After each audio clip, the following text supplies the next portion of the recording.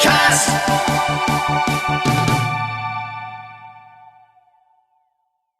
Hi, Lucinda. Welcome back to KoitCast.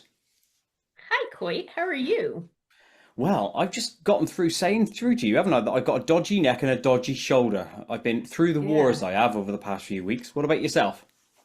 Equally dodgy, but in the female, like, what's this thing called menopause? And so Oh, the that's all. joys. Yeah. And so I'm on a deep dive and getting uh oddly political because realizing that medical science considers male human bodies more than female human bodies, and so there's not a lot of research. So Oh, there's great. that. So, There's so that. fun all round then from both me and you. Yeah. Yeah. We're just all two broke down people that are going to have a Yep. conversation about aliens. Falling apart at the seams, we are. Yes, that is damn straight. We are going to be looking into the topic of aliens because last time, where we left off, we discussed a lot of your mediumship stuff and your Mhm. introduction to the paranormal world. So let's dive straight in then to the alien stuff.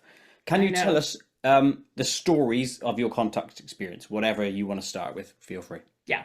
Okay. So the reason why I um, give so much of the background in the mediumship or the psychic stuff is because I think you can't.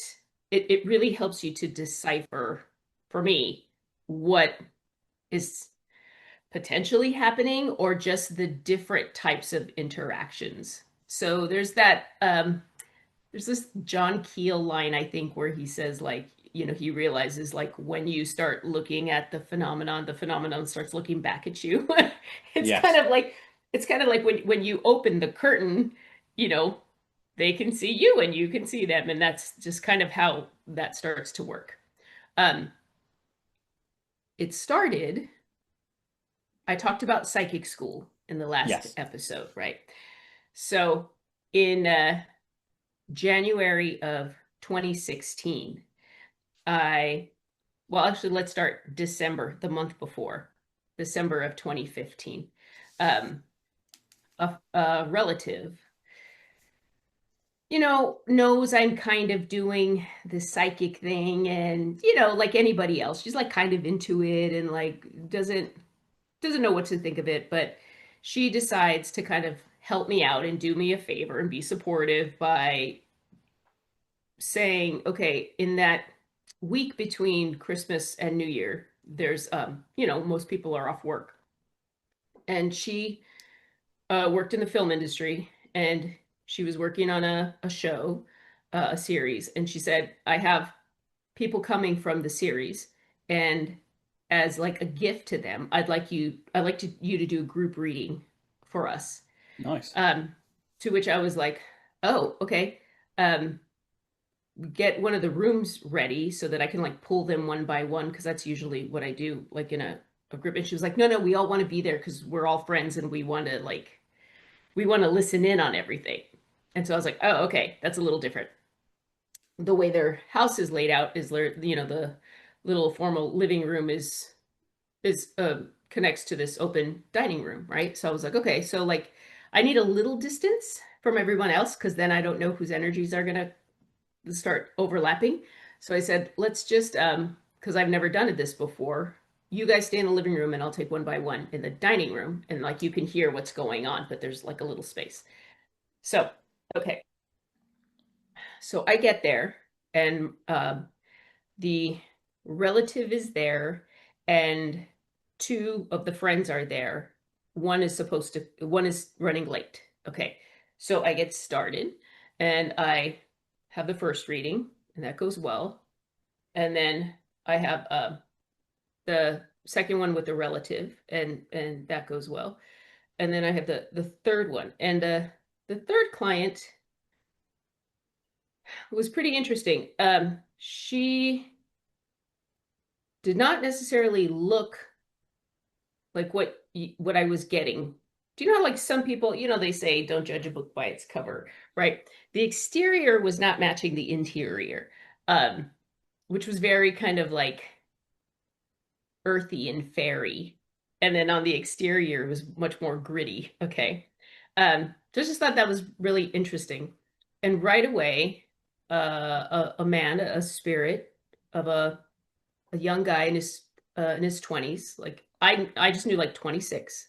And he was standing in the corner, and he was wearing jeans and a t-shirt, and I think he was wearing like a leather jacket. There was a leather jacket, and he was standing in the corner, and I knew he was for her, for this client that I have in front of me. And so I kind of did the thing where I said, okay, like come forward. And he said, actually, he said, you and I will meet again and we'll have our time. He says, but you're not here for me, you're here for her. And he goes to the direction of like the front door. And right as I turn to the front door, the door opens. The front door opens, and it's the fourth person.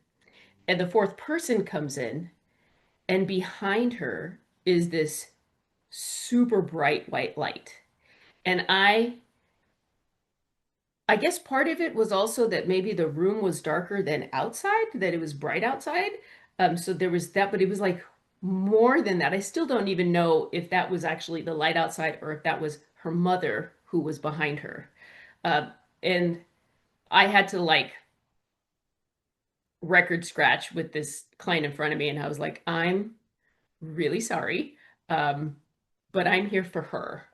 And I told, and then I just said, like, you need to come over here, right? And so then the client was like, yeah, yeah, no problem. And she gets up, and this person comes, and I start telling her about her mother and the family and all the things going on. And what was interesting is I kept giving her this reading, and then the friends are now listening, and they're like, oh, like they're intently listening. And then at some point, like as the reading is going on, I keep seeing like little flocks of birds are like flying, like little, like kind of like a swallow, like little like birds are just little In flocks the of birds. house, presumably above you and stuff, yeah? Yeah, but like In your in mind's like eye, presumably, yeah. yes, yes, whatever that is. Mm. Um, and I said, I'm trying to do this reading for you, but I'm getting distracted because there's all these little birds, right? And then that's when everybody like froze, and they were like, oh. And I think that's when the relative was kind of like, I just remember her going, Lucy, like she kind of like got a little freaked out, um, because I think this was supposed to be like a favor fun thing, but the woman in front of me like lifted up her sleeve and had this tattoo of a bird on her forearm. And she said, when my mother was dying of cancer, we made a deal. And she said, you'll know it's me because I'll come to you as this bird. And it was this little like purple swallow. So that was like this good validation, right? And so that ended. A month later, early, like a couple weeks later, I'm thinking of that client and the young guy that was in the corner. And it's funny, I was like about to email the relative to say, hey, remember your friend? Like, I never really finished with her. When she sent me an email saying, hey, do you remember my friend? She says that, like, for some reason you guys weren't done and she needs, so like we were both like, whoop, like just perfectly synced up. And we're Yeah, like, there's that yes, okay. synchronicity again, yeah. So I say, okay, perfect. I need to talk to your friend. And we set up the meeting. Now, this is January of 2016. Um, and we're about to do this reading. What is happening at this time with me is that in the months prior, so starting September of 2015, I'm blow drying my hair and I hear shaman. And I was like, oh, no, no, no. Like, I remember, like, I had just put the kids to bed. They're in their jammies, right? It's night. It's like a Tuesday night or something. And I finally get to take a shower. I have like toddlers and babies, and I finally get to take a shower and I'm blow drying my hair. I'm all like, oh my God, I get to sleep with dry hair. And all of a sudden, this like message comes in. It just says this one word. It just says shaman. And I was like, oh, no, no, no, no, no, no. Like, I literally like turned off the hair dryer and do this like it's some sort of foul. No. Um, I'm thinking new age cultural appropriation. of shaman. Like I don't want anything to do with that. Like I'm happy in my little psychic world and doing my mediumship readings. I don't want to get involved in that kind of stuff. Um, I do have Native American, Native Mexican heritage, and I'm like, but that's been generations removed from my, A we're question though. long. Yes. Obviously, you took that as not a command, but you know what I mean. That's a direction to go in. You will become a shaman. What? Why couldn't it have been something else like a shaman's No, coming to you? I did it. I did it. Oh, I okay. didn't know what it was. I just knew I wanted no part of it. Okay. Because, and this is how it works. It'll say the word, and I can tell. I don't know if other people are like this, but the way my mediumship works is I'm primarily clairaudient. I can see like the guy that was very clear to me with the jeans and the t-shirt and the ledger, like very clear to me. And he was like in color. Okay. But not everybody is like that. Um, but what I have is like I have like in this, I imagine like an invisible dome, like a glass dome that you put those little old clocks in, right? Yeah. Little like I said in that last episode. And I can tell from where the sound is coming from, an idea of what it is. So my human guides will be in the sound will come from a certain place. My spirit guides will come, like things that are mine come from a certain place. Things that are not mine come from another place. Malevolent things come from another place. And like I'll know based on where the sound is, kind of what it is, at least an idea. When there is an overarching sound and it resonates, that means something's happening. This is a path that I'm going to be on. And so that came and it said shaman. And I'm like, okay. So that was really bothering me. And it's one word, quite. You can do anything with that word. Like, that's why, like, your interpretation is like, I'm supposed to be a shaman. The other one, like, I didn't know what it was. And then in October, I was like driving kids to school, coming home, and like I heard it again. So it's like it's telling me it's coming. That's what that means, is that it's coming. I said, fine, say more. You're giving me one word. Like, what does this mean? And in November, around the holiday, the end of November, it said, you need a shaman. It didn't say it said, you need a shaman. And so I was like, okay. Even living in LA, like I don't know any shamans. Like I don't know anybody. Like how do you find a good one? And there's so many. Like again, my understanding is this is some like new age scam, and people are like culturally appropriating um indigenous people's medicine practices as their own, and I want nothing to do with this. Um so early December I was like, okay, back in Sedona, that time in 2012, I had met a shaman named White Wolf. And right away it said, no, no, no, it's a woman. So I'm thinking, well, where the heck am I going to find a female shaman? Like, even in LA, like, who am I going to ask? Like, I don't know anything about this, right? So I was just like, I don't have high hopes. And so I just let it go. I figured the message will come back or it's going to find me the right person. I don't know. So then I do the group reading. And then now we're back to January of 2016. And now I'm at this client's house and I'm in her guest room. Um, and we're doing the mediumship reading and it's going well. And the guy is back and he tells me how he died. Um, I don't do hard drugs. I don't do a lot of drugs at all. I'm not even like a marijuana smoker. Like that's not my thing. But I felt very high, like very high, like, oh, what is this? And then it felt like this, there's like a snapper click. And then it's like like this expansive high. And I was like, And then I have this feeling and I go, oh shit, I died. And so I told her, I think this is a heroin overdose. I've never done Oh, I heroin, see. Yeah, you're getting but that. I Yeah. feel in my body and this sense of like, oh no, like this is great, but then oh no, this is like, and I think this is an accidental overdose of heroin. And she says, yeah, I was married in my 20s. That was my husband. He died at 26. That's what he was wearing. Accidental heroin overdose. That's how he died. So I'm like, okay, that just means like what I like to say, that means like I'm in the pocket with this person. You know what I mean? Like that means that I am connecting very well to this person. And because of that, I decide to say this, which is okay, someone else was in the room and it was a male.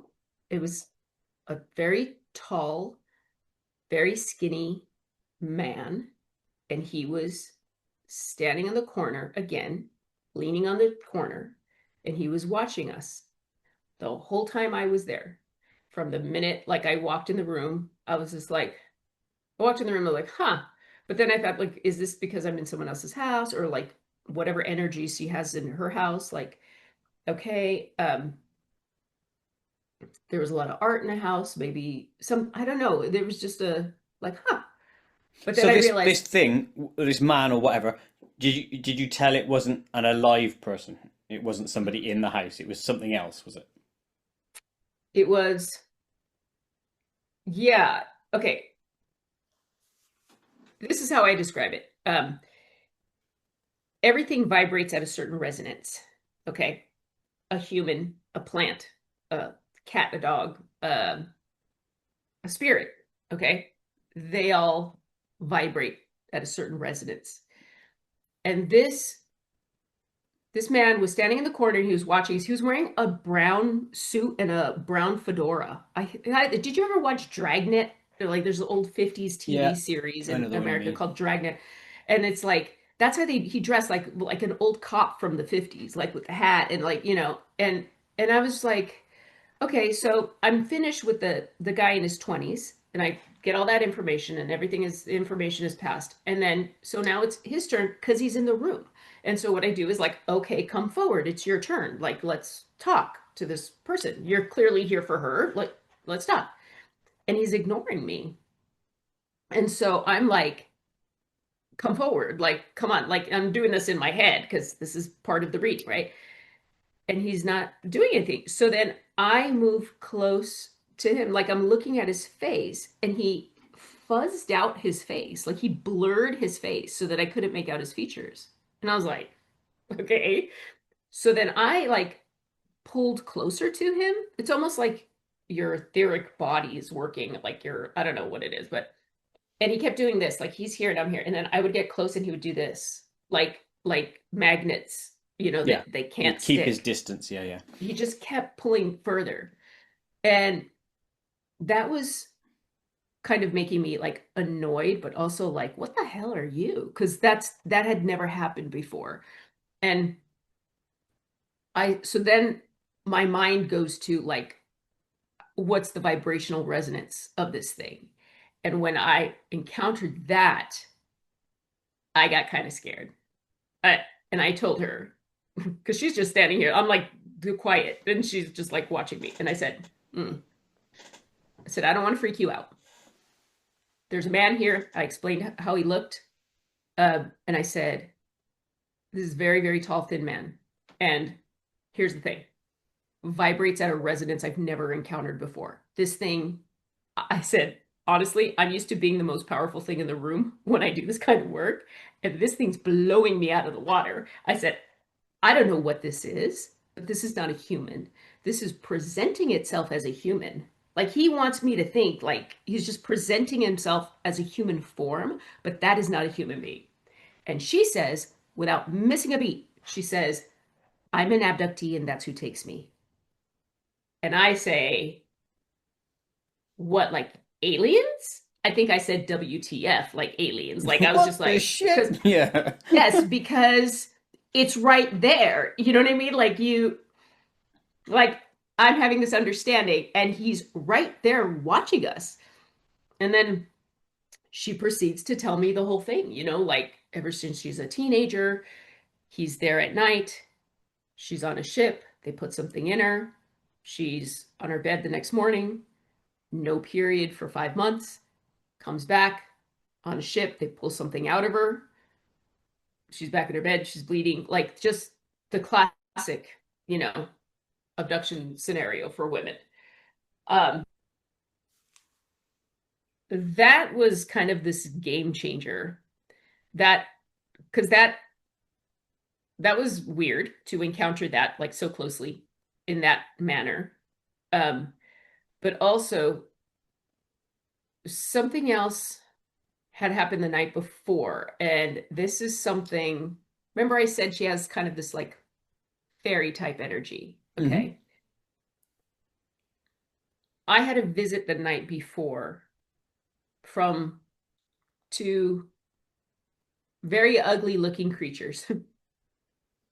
um, now, I have protections in my house and things that don't, nothing that means harm. This was the another house that I lived in, but I was very good with my protections in that nothing that meant harm could get in. Um, and so they were in, and when you're in your house and you're with your children and you see something very creepy and ugly looking, your immediate, your immediate thing, instinctively, or at least mine is threat, non-threat. Like I have to perceive this threat, but I do this before I'm even thinking. And these were not a threat. And so I was like, hello, because why the hell are you here? Um, and they said in unison, telepathically to me, you're going to see, and they named her tomorrow. And I said, yes. And then they disappeared.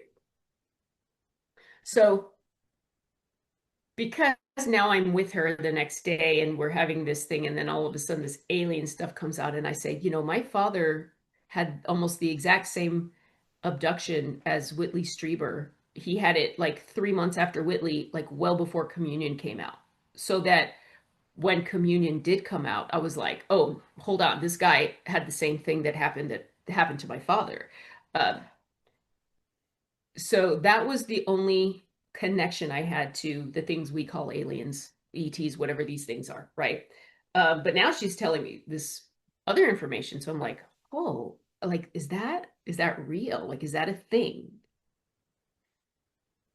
Right before we're leaving, I say, okay, I'm just gonna throw this out you, and I tell her about the things that visited me the night before that knew who she was.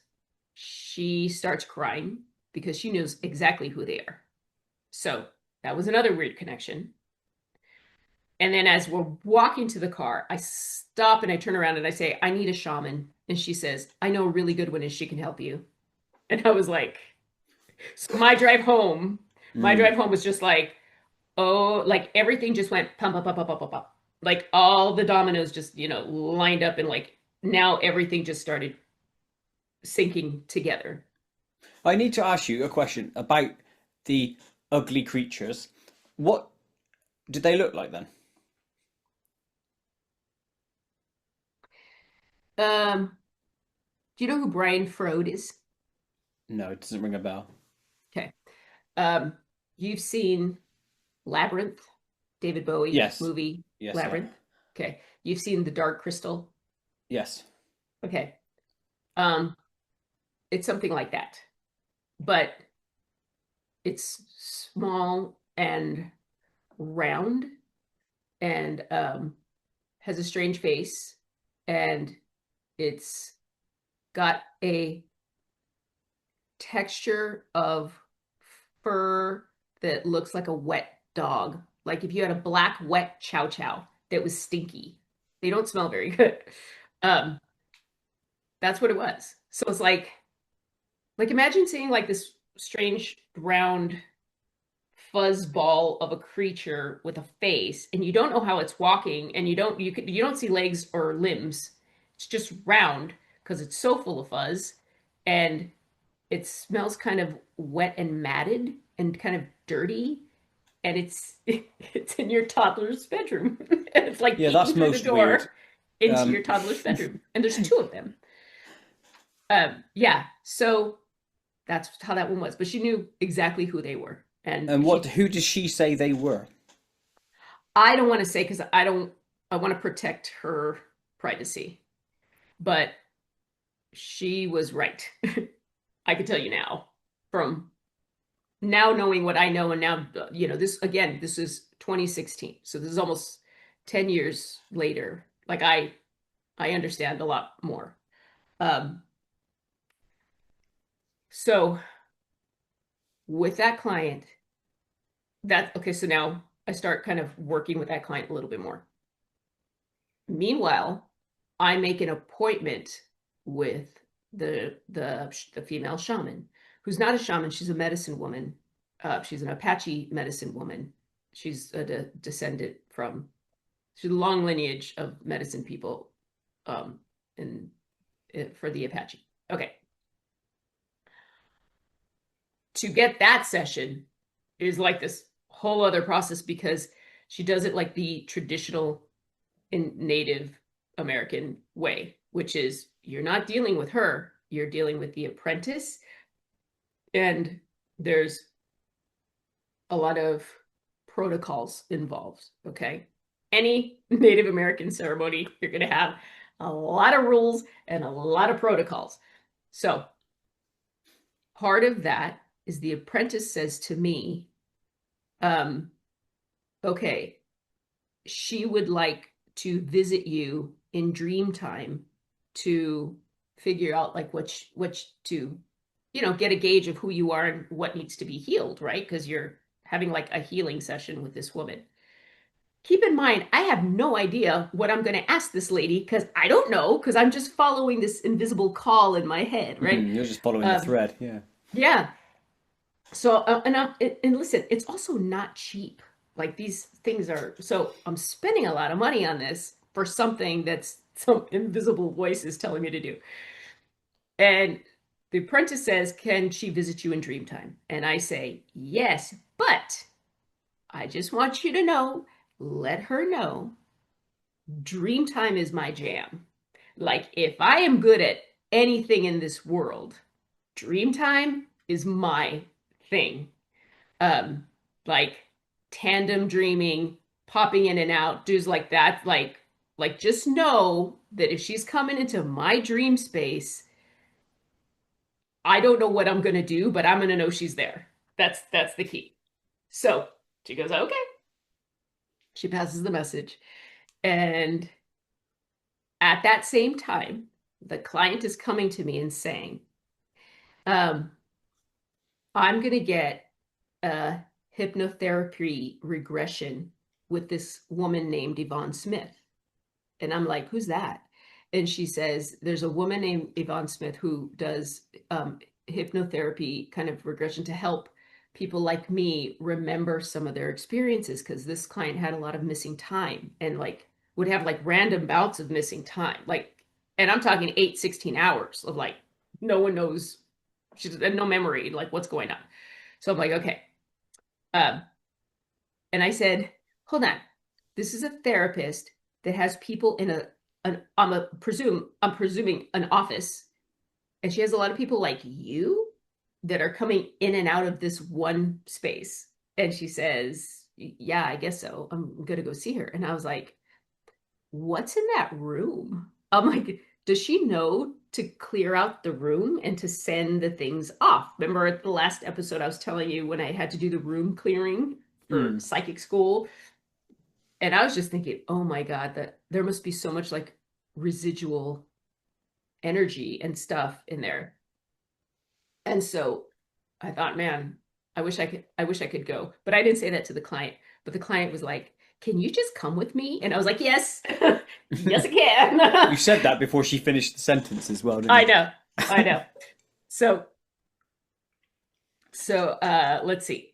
February, I have the session with the medicine woman.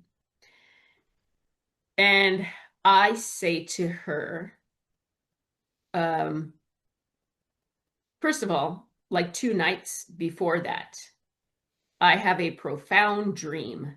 And in the dream, it's nighttime, and I'm in this like gritty part of like downtown, like an industrial part of downtown Los Angeles. And it's all like just, burnt out, like bad, not concrete, asphalt, right? So ground is kind of like in these construction areas, these industrial construction areas, big equipment and machinery. And, at night, they're all kind of closed down. But this particular one is open, and there's like this big overhanging light that just cuts, like in this triangular shape. And everybody is there.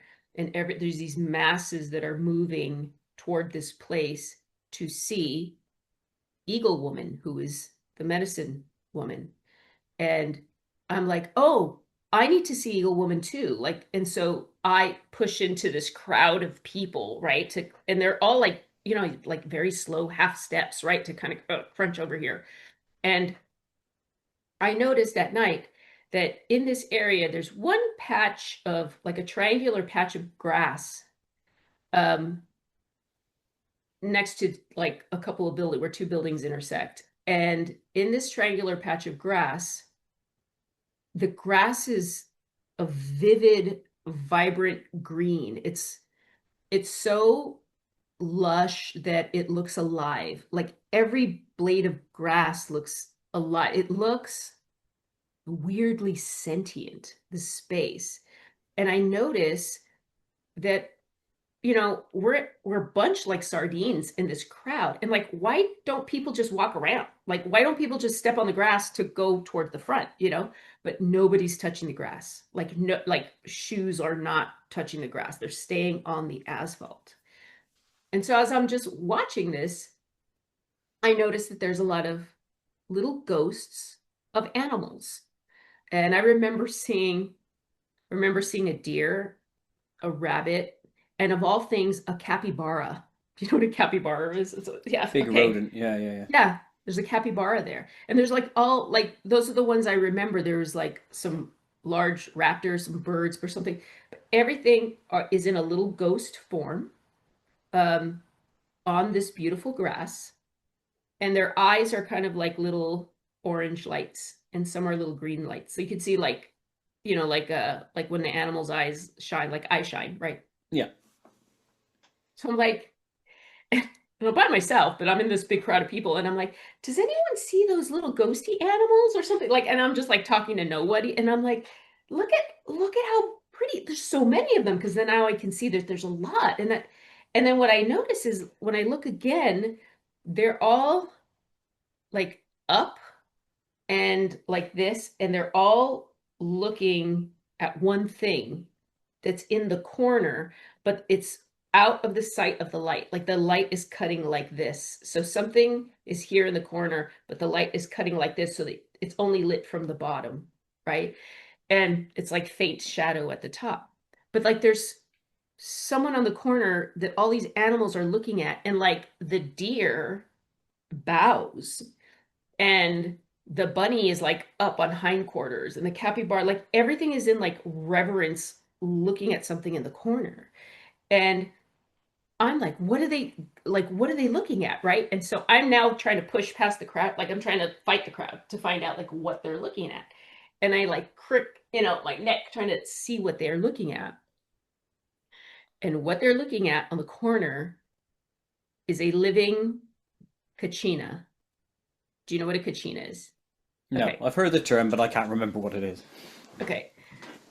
The kachina and you can Google kachina dolls. That's what they're most famous for. In many of the tribes of the Southwest, they have stories about the kachinas.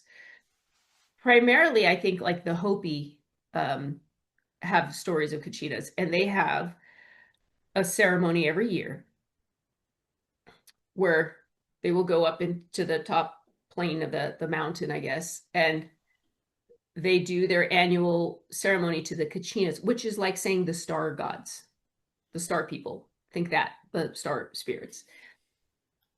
I think, if I remember correctly, the Kachinas were real people that used to visit the tribes and give them messages for the year, what crops to grow, are we gonna have a lot of rain this year? How is the year gonna look in terms of a state of the union, if you will, right? And they used to come down from these plains and talk to the medicine men, and give the information for the people, and they would have a ceremony and they would revere these kachinas. And there's kachinas for different things, right? In the same way, I think like Japanese have like, what's the word? Is it yonkai? Or like there's different god spirits for different things, okay? Kind of like the way Catholics have patron saints for different aspects. Of X, One Y, is and Z. for Yeah, when, yeah, yeah. yeah, when you're hurting, or when you need money, or I don't know, whatever. So, but what I'm seeing is the beautiful, colorful gown from the waist down of this kachina, and I could see her feet, and I just know she's female. And I like look up, and my eyes have to kind of adjust, and I see her, and she's looking at me, and she's laughing, and I'm like it's not a medicine person dressed up like a kachina, which is what happens now. This is like a real living kachina. And so I'm just like, whoa, right? And by now the crowd has pushed me, and now I'm distracted because the crowd is like, there's Eagle Woman. And I look in an alley, and this woman is tattooing somebody's face. Wow, there's Eagle Woman. And I'm like, that's not Eagle Woman. And then I can feel Eagle Woman behind me in the crowd. And so like I whip around and I see her, and she goes, ha! And she just like ducks down into the crowd. So like I spotted her, and then like got it. Like I got you, right? And then I wake up from the dream. When I saw Eagle Woman, I told her about I have my session with her. I'm literally driving to see her, and I'm like, oh my God, what the hell am I doing? What am I going to ask her for? She's going to ask me like for like a healing of what? Like, why am I seeing this lady? Like, what is happening? And all of a sudden, the Hopi girl came back that I talked about in part one. The rock girl. The rock. Yeah. Yeah. Yeah. The hiking girl, the one That's it. that gives me the 17-year-old that gives me a lot of attitude. She comes back and she says, it's time for you to get your name. And she's like, it's so, and then of course it's her. So she's like, you're so old already and you haven't even been given your name. And I'm like, okay, I don't know what this is. I have no idea what this is. But when I see Eagle Woman, I say, I'm here to get my name. Or I say, I need to get my name or something. And she's working on me, and she says, I will petition for your name. And I'm like, okay. I have no idea what that is, but I was just like, okay. And then towards the end, I told her, no, I didn't tell her. Okay, so she's in one space, she's in one little room, and there's like a curtain. And then outside the curtain is where I'm like putting my shoes back on with the assistant, with the apprentice. Okay. And so at the end of the session, she says to me, oh, from the other side, don't forget, when there's a curtain. She goes, don't forget that I'm going to petition for your name. And the apprentice hears this, and she like, because she can hear, so she like is mouthing to me like, did she say she's going to petition for your name? And I said, yeah. I said, yes. And she goes, who are you? And I said, I'm nobody. Like, what do you, like, and then she says, like, come outside, right? Before this happened, I forgot, I was told the apprentice the dream, and how I saw, and Eagle Woman says, write that down. That's a very powerful dream. That's a very powerful dream. And I'm like, okay, like I already kind of knew it was, but she said, don't ever forget that dream. I was like, okay. The other thing Eagle Woman told me in our session is, she said, there is a place for light workers in the world but we are shaman. We go into the dark places to pull those people that need us out. We're here we go into the dark to help who needs healing and to help the people that need healing. And I'm just thinking like, okay, okay, like what does that even mean? Um, and then she said, I'll petition for your name. And then she told me how to find her in those places. Okay. Um, which is another thing. Okay. So come out. I'm with the apprentice. She says, did she say she's going to petition for your name? And I said, yeah. I said, what does that mean? And she has people apprenticing for her for many, many years, and she won't petition for their name. And I was You like, just basically oh, jumped the queue. yeah, That's I outrageous. guess. But I said, like, but what does it mean? And she said, like, at some point, sometime, you're gonna get called, and you're gonna get called to the reservation, and you're gonna get named there, like with them or something. Like, I still don't even know what it means, and I'm just like, okay, okay. So that's how that went. And now from there, like a week or two, I can't even remember later, I'm going to go to Yvonne Smith with this client. And I'm in the room and in the room with the client. Um, the session is that, like, okay, so couch with client, chair facing couch is Yvonne. And I am introduced as Lucy to Yvonne. And so Yvonne doesn't know that this is my client. Yvonne doesn't know anything about me. She thinks I am friend moral support. Okay. So she Yeah. says, okay, Lucy, well, sit here. Like, so I'm sitting at the foot of the client, like where the couch is right. So I'm just kind of in the corner. And I'm just trying to be really quiet and out of the way. But I'm also feeling out that room, right? And I'm doing that skill, which is if things are coming, I'm pushing things out. And I don't want anything that's not connected to my client. And so I'm just, doing that whole thing.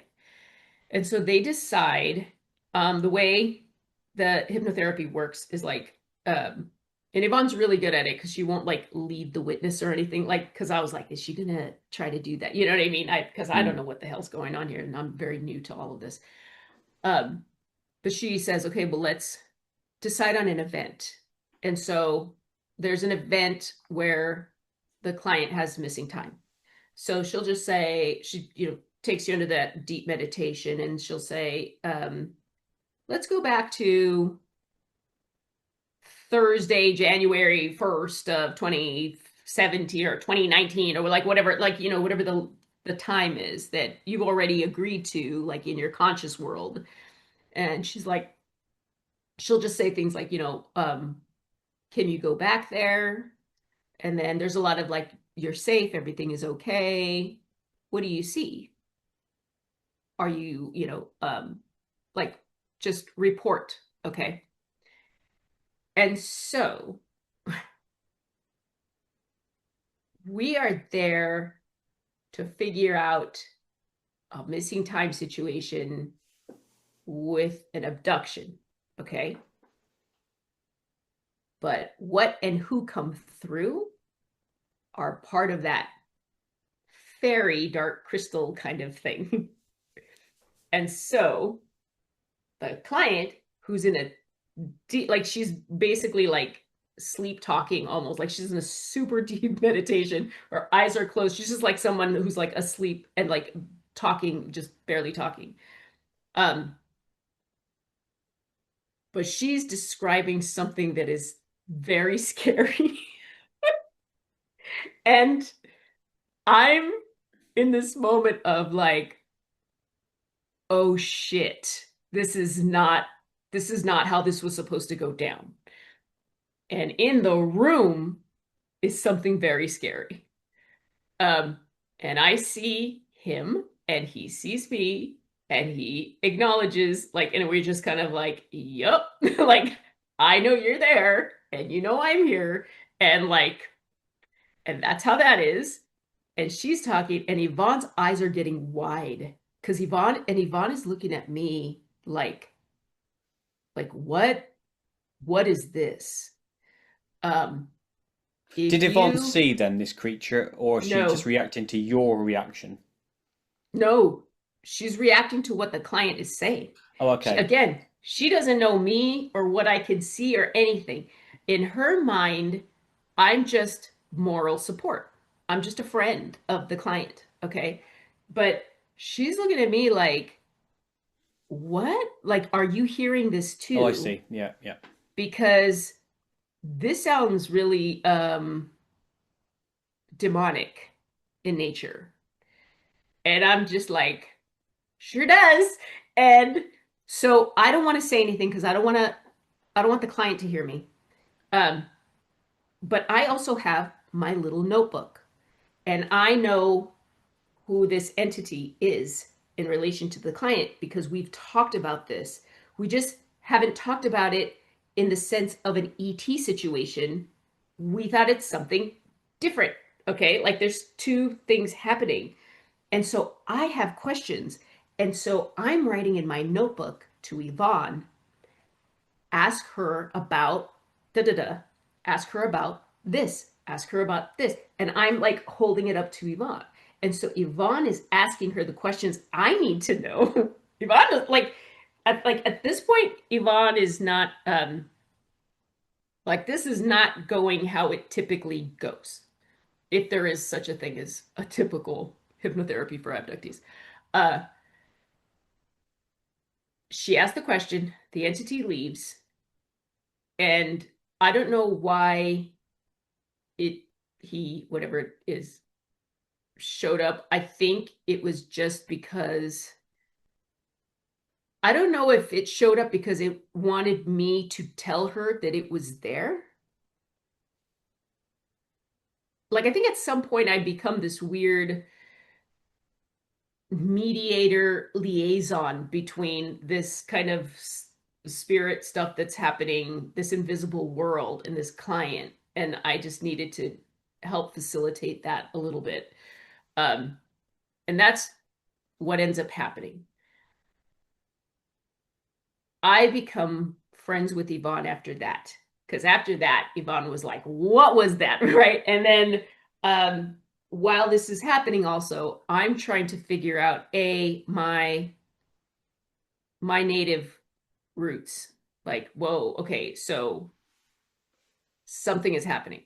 Because when I start talking to this medicine woman about shamanism or just healing work, now my ancestors are starting to show up a little and starting to come through. And I'm trying to get answers like, well, what are we? Because my aunt says that we have Hopi ancestry, but my dad says we have Navajo, like Dene ancestry. Could be Zuni. I don't know. All I know is that like when I take a DNA test, it says like my roots are in the southwest of the United States, and then um, in Mexico, it's the Huichol. Okay, that's where my mom's lineage comes from, and then also like Basque region, Portugal, Spain, Basque area. Okay, so I have a lot of woo woo DNA, I guess. Um, they don't give me the answers I want. Any spirit ancestral stuff I talk to, I'm just like, but are we Hopi or whatever? And they're just like, that is so not important. Like, stop asking us that. Like, that is not how this works. And I'm like, okay. So I'm not allowed to ask those questions. I start kind of looking into shamanism. And then I think, okay, this is my next school. So I went to psychic school. Next up, shaman school. I need to find a teacher. I need to like maybe apprentice for somebody. Like, I need to learn about this stuff. I also need to learn about my dad's ET stories. And now I'm starting to realize those little kids that I used to play with in the backyard as a child, those probably weren't kids because now I'm starting to understand and research other experiencers and how these things work. And I'm just like, oh, I have a lot of connections to being an experiencer. I just didn't know that's what it was. Which is a great place for me to stop and ask you a couple of questions, Okay. because we can then branch into that stuff. But when you're sat with Yvonne, you got your client, and this whatever it is comes through to you, and you're seeing it. Yvonne's not seeing it. The client's clearly not seeing it because she's like sort of like recounting her experiences or But whatever. she's describing him. She Yeah, knows she's who it is. describing that thing that you're seeing. The question would be, and I think you kind of answered it, why is it there? If you weren't in that meeting, would it have shown up? I don't know. That is my question. Because why is it that with this particular client, this person doesn't look, again, the exterior is not what presents when I'm in that state. And the first thing that came through with this client when I read, even before he came through or anything, the young guy or the ET or anything, all I saw was lush green grass and fields like Ireland. I've never been to Ireland, but it looked like lush rolling green hills, and it had like a fairy vibe, like just like everything. That's why I mentioned like Brian Frode, because Brian Frode, and this will come back later when I tell you other things I've seen, but like there was a fairy thing there. And then she told me she had a sighting like that, like a fairy, well, for lack of a better term, not, I wouldn't say a fairy sighting, but she had a sighting of those kinds of beings, perhaps what some would call a brownie or a leprechaun type little being. Okay. Um, but she tells me this way after, because I was like, you're really like, this vibe that I'm saying in you is not how you present yourself at all. And she, yeah, absolutely. She just, I didn't think that I didn't think that she thought that like anyone else would pick up on it, let alone me, who's a total stranger. Like they would know that. So I don't know to answer that question, but I could see that abductee part of her, but more than that, I could see more of what she was. And my takeaway of that in the end is I think the ETs, whatever they are, very interested in that aspect of her. I think that's why they're watching her. I think that's why they've always been watching her. I think they want an in to that. There's some measure of power or whatever that they want access to, yeah? Or an Or understanding of characterization. like Yeah. reconnaissance. Like it's more like they just want to know like what, like a spy. They want to spy into that. They want a window into that world. I don't know for what reason or what, but So if that's you had to put your money on it, and based on what you heard, and obviously I don't know, I wasn't privy that to there, and we don't really know the story of what happened to her, based on what you've said to us so far. Was her experience an ET abduction, or was it something else masquerading as an ET abduction? ooh. I'm gonna say my feeling, and listen, who the hell knows, right? um, my feeling is that it was an abduction because they want to study her because she's connected to that. So it is alien in nature. I could just say, They're I'll throw out the greys, right? It's irrelevant what these species are was these in this are case. these are definitely two different kinds of beings, because there's a lot of different kinds of beings. Mm. These are two different kinds of beings, and it's like two different races of things, right? That are curious about the other, and they're utilizing this one person who's has a window into both to see what's going on. It's weird, isn't it? Because I don't think we'll ever understand this. Not with my puny brain, anyway. Because it's bigger than us and we don't know any of it, really. We can Yeah. only guess at what it Yeah. is.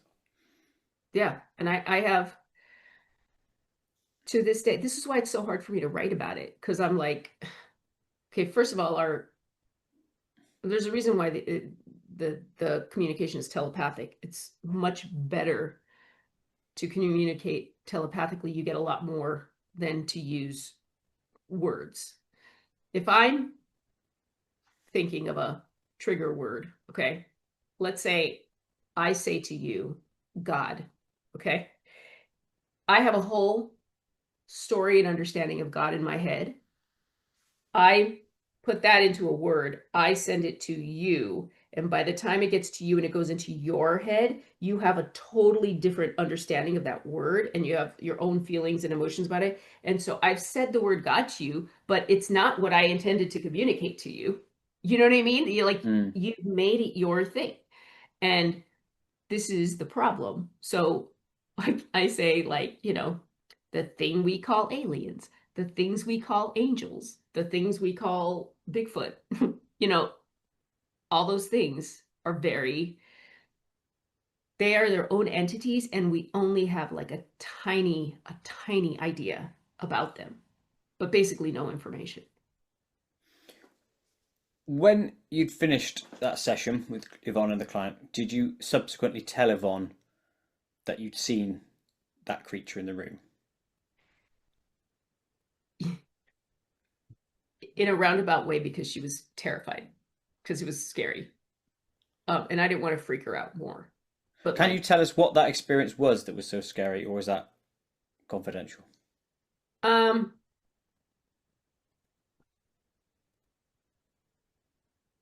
it resembled ball.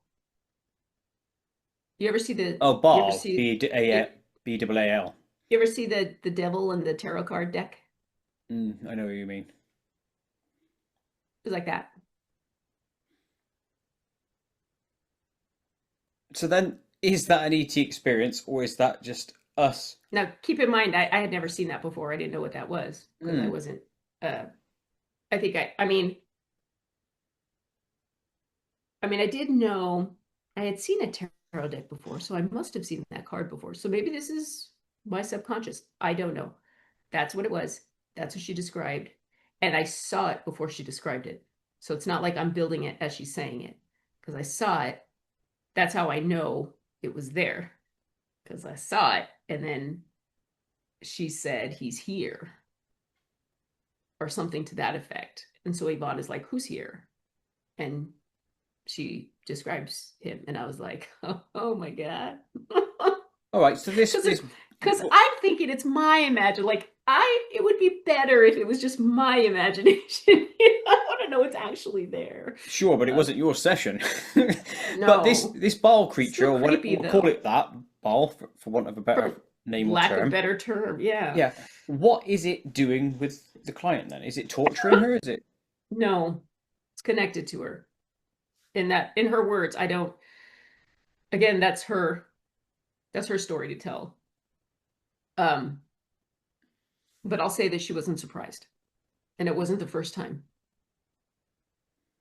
So this entity presenting itself as something hideously ugly and presents obviously fear.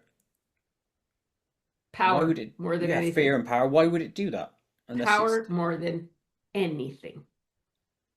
it doesn't strike me as a standard ET abduction, then, does it? That's that, like you mentioned, demonic somehow. Yeah. But there are BET stuff too. But there's that. And that came first. So yeah, I mean, I know what you're saying. Because if you go back to fairy lore, and I didn't at this point, I had not done my deep dive in fairies, which came after my own sighting. But I hadn't done that deep dive. But if you do, you find that, one question is kind of like, are the things we call ETs the things we used to call fairies, right? Or like, is it all one thing and we're just culturally are, and as time and, we evolve or whatever we're culturally just calling it, it's a new name. I That makes logical sense to me, and I want to say yes, except that I've encountered them and they're different vibrations. They're not the same thing in my experience. They're not the same thing. Well, this is a common thread going through my KoitCast episodes. I don't know if you know Steve Mira. I spoke to him a fair bit, and he's an English investigator into the paranormal, and he and his colleague Barry Fitzgerald say that they believe the paranormal is, like you mentioned, one thing, just wearing different costumes at different times. But then you're mentioning the resonance, or how Yeah, they vibrate are slightly yeah, different. So yeah. you think there are disparate events And or creatures? let me say something interesting that I mean I find interesting, and I don't know how and why this happens, but I have, how do I say this?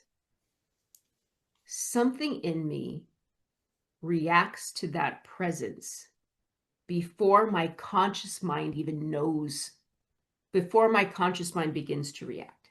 Okay. Something in me reacts differently to these different things. And it's not my reaction. Listen, if I saw, well, I have seen something in the 3D world, if you will, and I have encountered something that was a far safe distance away, far enough that, and my reaction was, oh my God, what is that? I freaked out.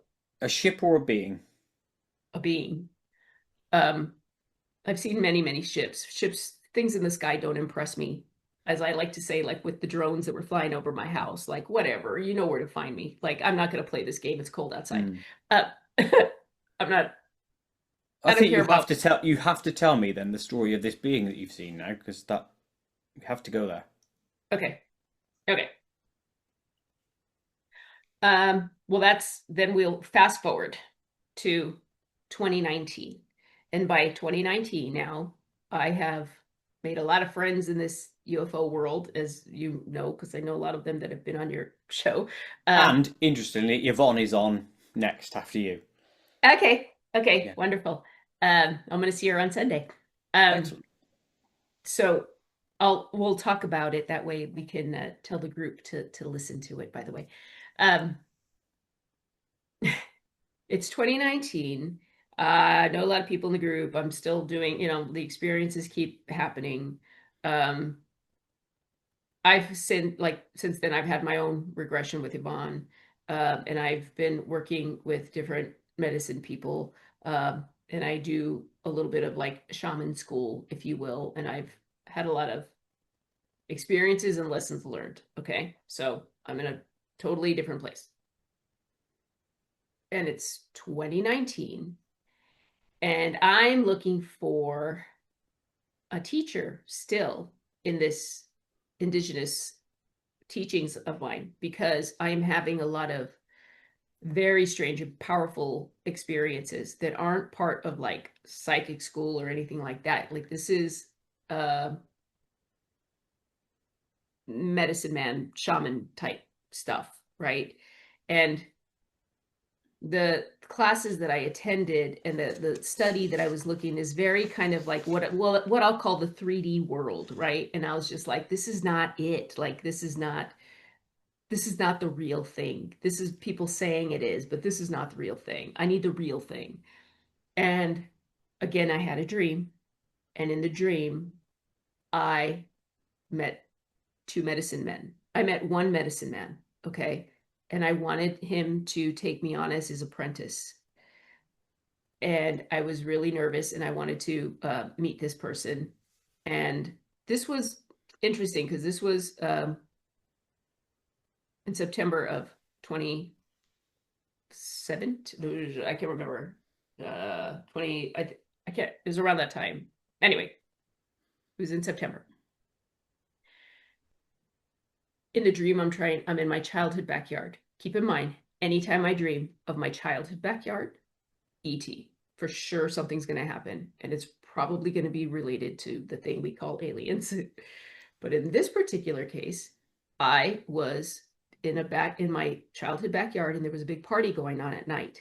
And there's, those little round cocktail tables, and people stand around the little small cocktail tables.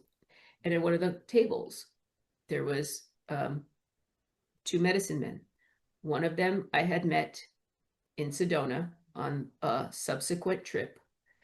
And there's an interesting story with him that I'll tell you after. But the other one, he's talking to a medicine man, and I'm like, this is a powerful medicine man.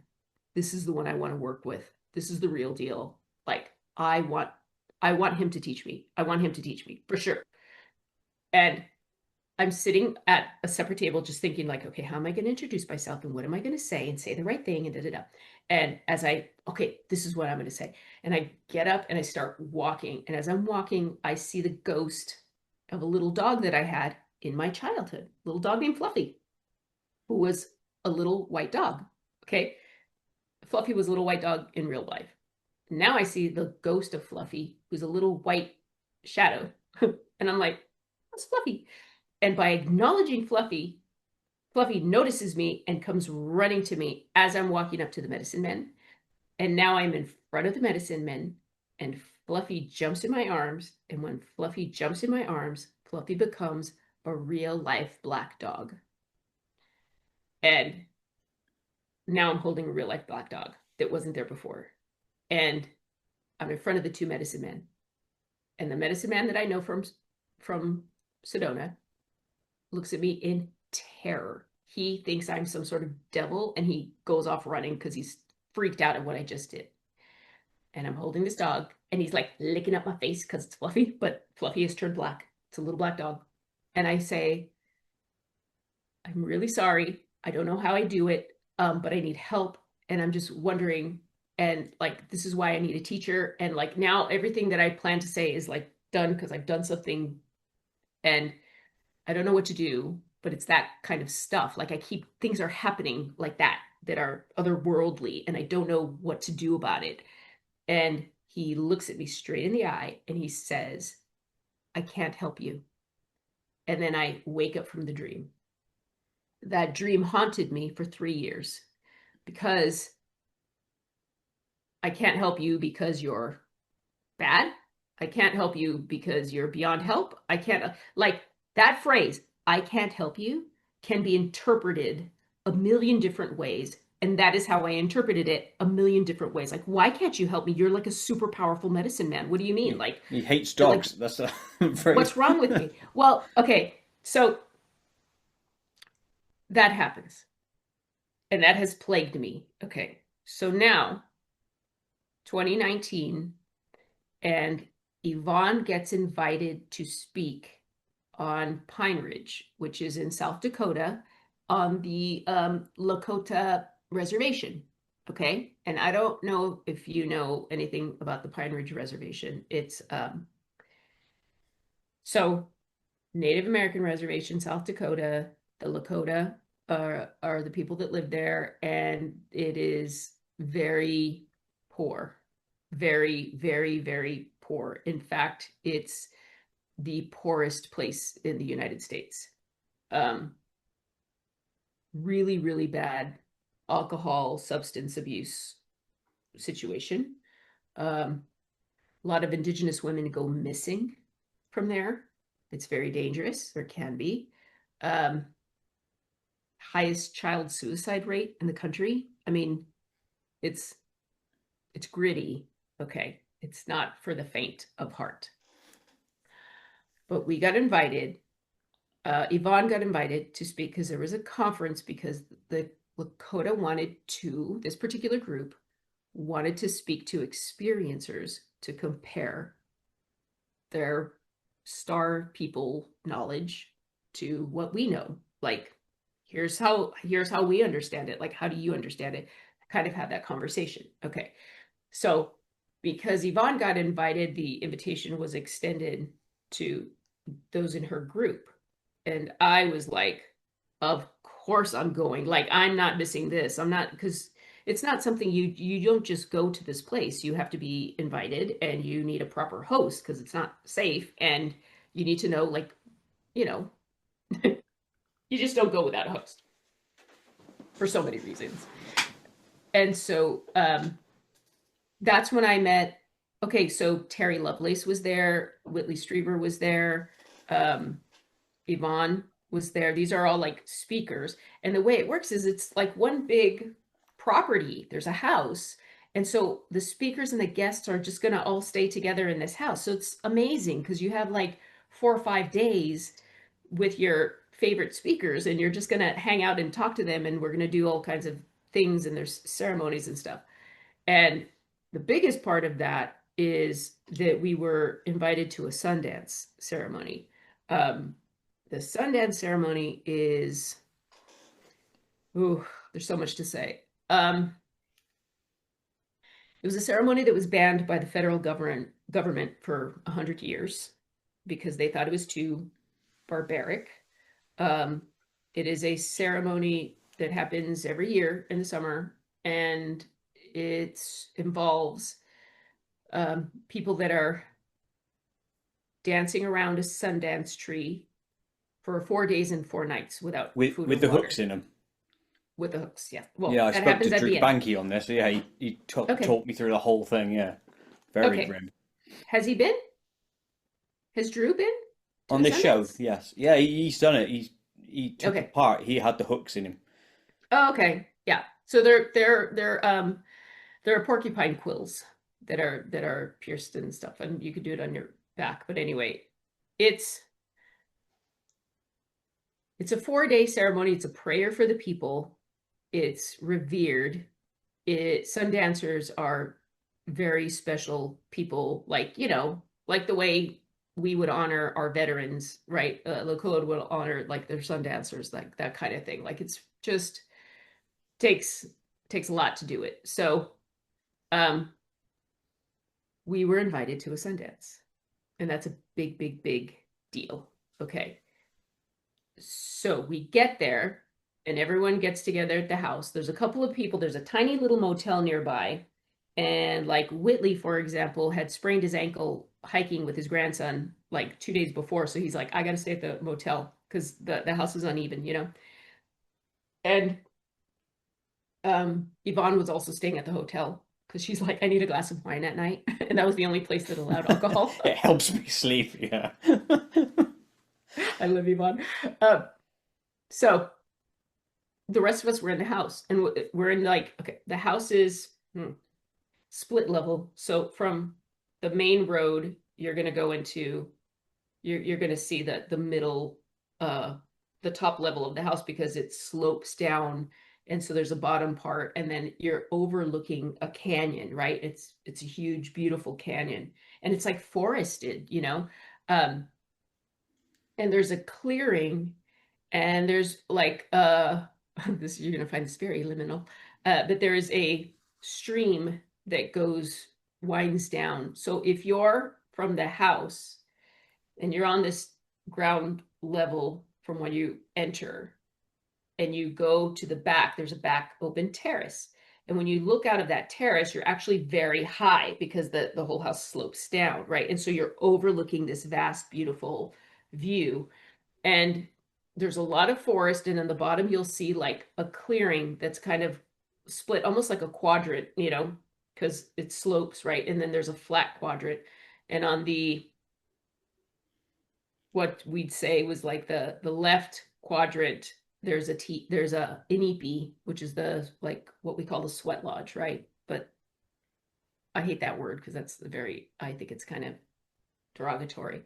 But there's the inipi, and then on the other side there's teepees, and a couple of people are going to sleep in the teepees because they want to go outside and sleep in the teepees. So the teepees are set up in some picnic benches and stuff. And along that to the right, there is what looks like some high bushes that have grown over, and there's like a little fencing in front of those bushes, and that's because like the fencing is here, and then there's these big bushes behind it, but that's because there's a little creek that's running along, right? And so there's actually, later, there's a little bridge so you can cross the creek. And where that bridge is, there's a huge tree that has been struck by lightning and it's hollowed out. You can't see the creek from the bushes that have overgrown, right? Because the water, that whole thing. And on the other side is another quadrant, but there's big trees that have grown up. So you can't, when you're standing on that back terrace, you could see the clearing, you could see the teepees, the inipi, you could see the little fence line where the creek goes, but you can't see what's on the other side of that creek. I assumed it was another clearing. And I say that because as soon as I got there, I'm with a bunch of speakers and guests. But I get there and I'm excited because I'm like, I don't think I'm ever going to get to come here again. And I quickly split off from the group, put my stuff down, and I find myself by myself in this terrace overlooking this beautiful scenery. And from behind that clearing that I think that I can't see on the other side, I hear, woo, woo, like this deep, deep sound. Now, I was pre-vet in college, okay? So I had to work with bulls and big animals, and we did sabbaticals, or we did, one of my professors was at a sabbatical at the San Diego Wild Animal Park. So rhinoceros and big animals, tigers and stuff, like I've been around these large animals. And when I heard that whooping sound, I was like, that is a very large lung capacity. And so the first thing I thought of was like, it's funny because the first thing I thought of was a moose because they're so big. But then I thought, no, if you actually listen to a moose call, they're like, they kind of whistle. They make this like it doesn't sound like the size of the animal. So no, that's not a moose. And then I thought, that must be a bull. I think they have a bull in a pen in that quadrant. Because in the front, they had horses. They had a corral with a bunch of horses. And I was like, and then I thought, or they have like a buffalo? Like it has to be something really big. And I thought in my head, do it again. And as soon as I thought that, it went, ooh, ooh. It did it 4 times. Ooh, ooh, like this deep sound. And I was like, wow, okay. That's got to be like a buffalo. That's even bigger than a bull, whatever that is. So I was like, okay, I'm going to go check that out later, right? And then we get called. The person putting the conference together says, can we all gather? Everyone can put your stuff down and let's gather down in the hall so we can talk about like our opening and all this kind of stuff, how we're going to do this conference. So I go down and I talked to the 2 guys because before I made it up to look at that nice view, I went down to the clearing where the teepees are and the inipi because I like walked the grounds really quick by myself. And there was 2 guys that were setting up the teepee.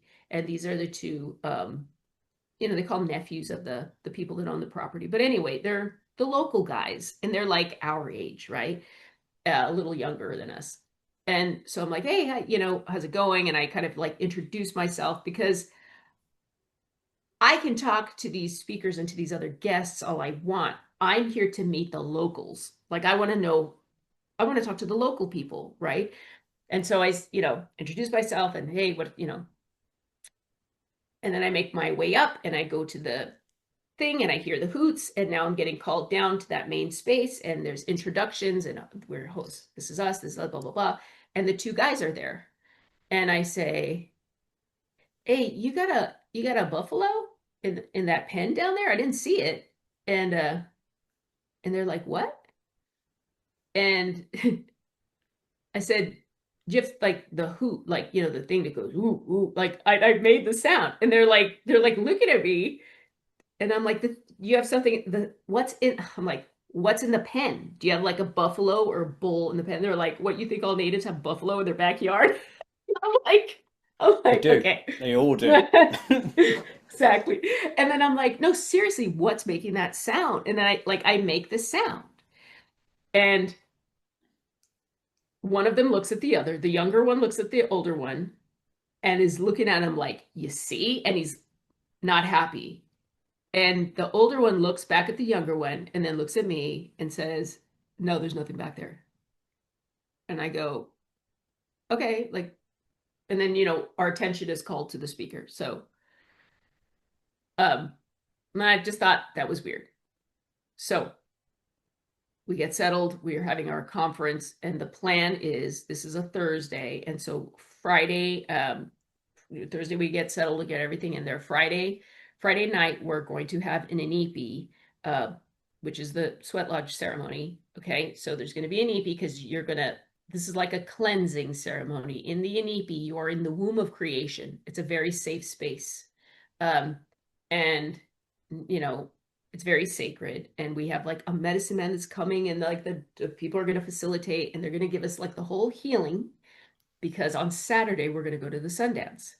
And these next 2 days, aside from our conference lectures, we're also like the elders are coming, and we're sitting down and we're getting prepped on all the protocols of attending a Sundance.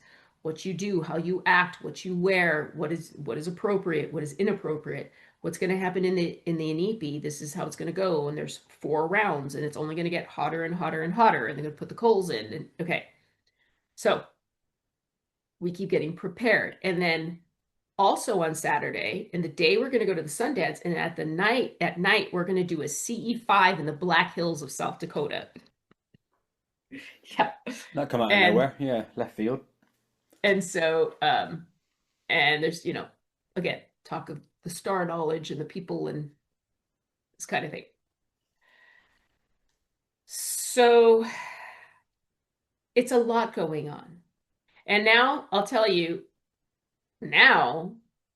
like we talked earlier in the beginning, how like we're trying to figure out all our broken pieces. So I have recently started to explore intermittent fasting.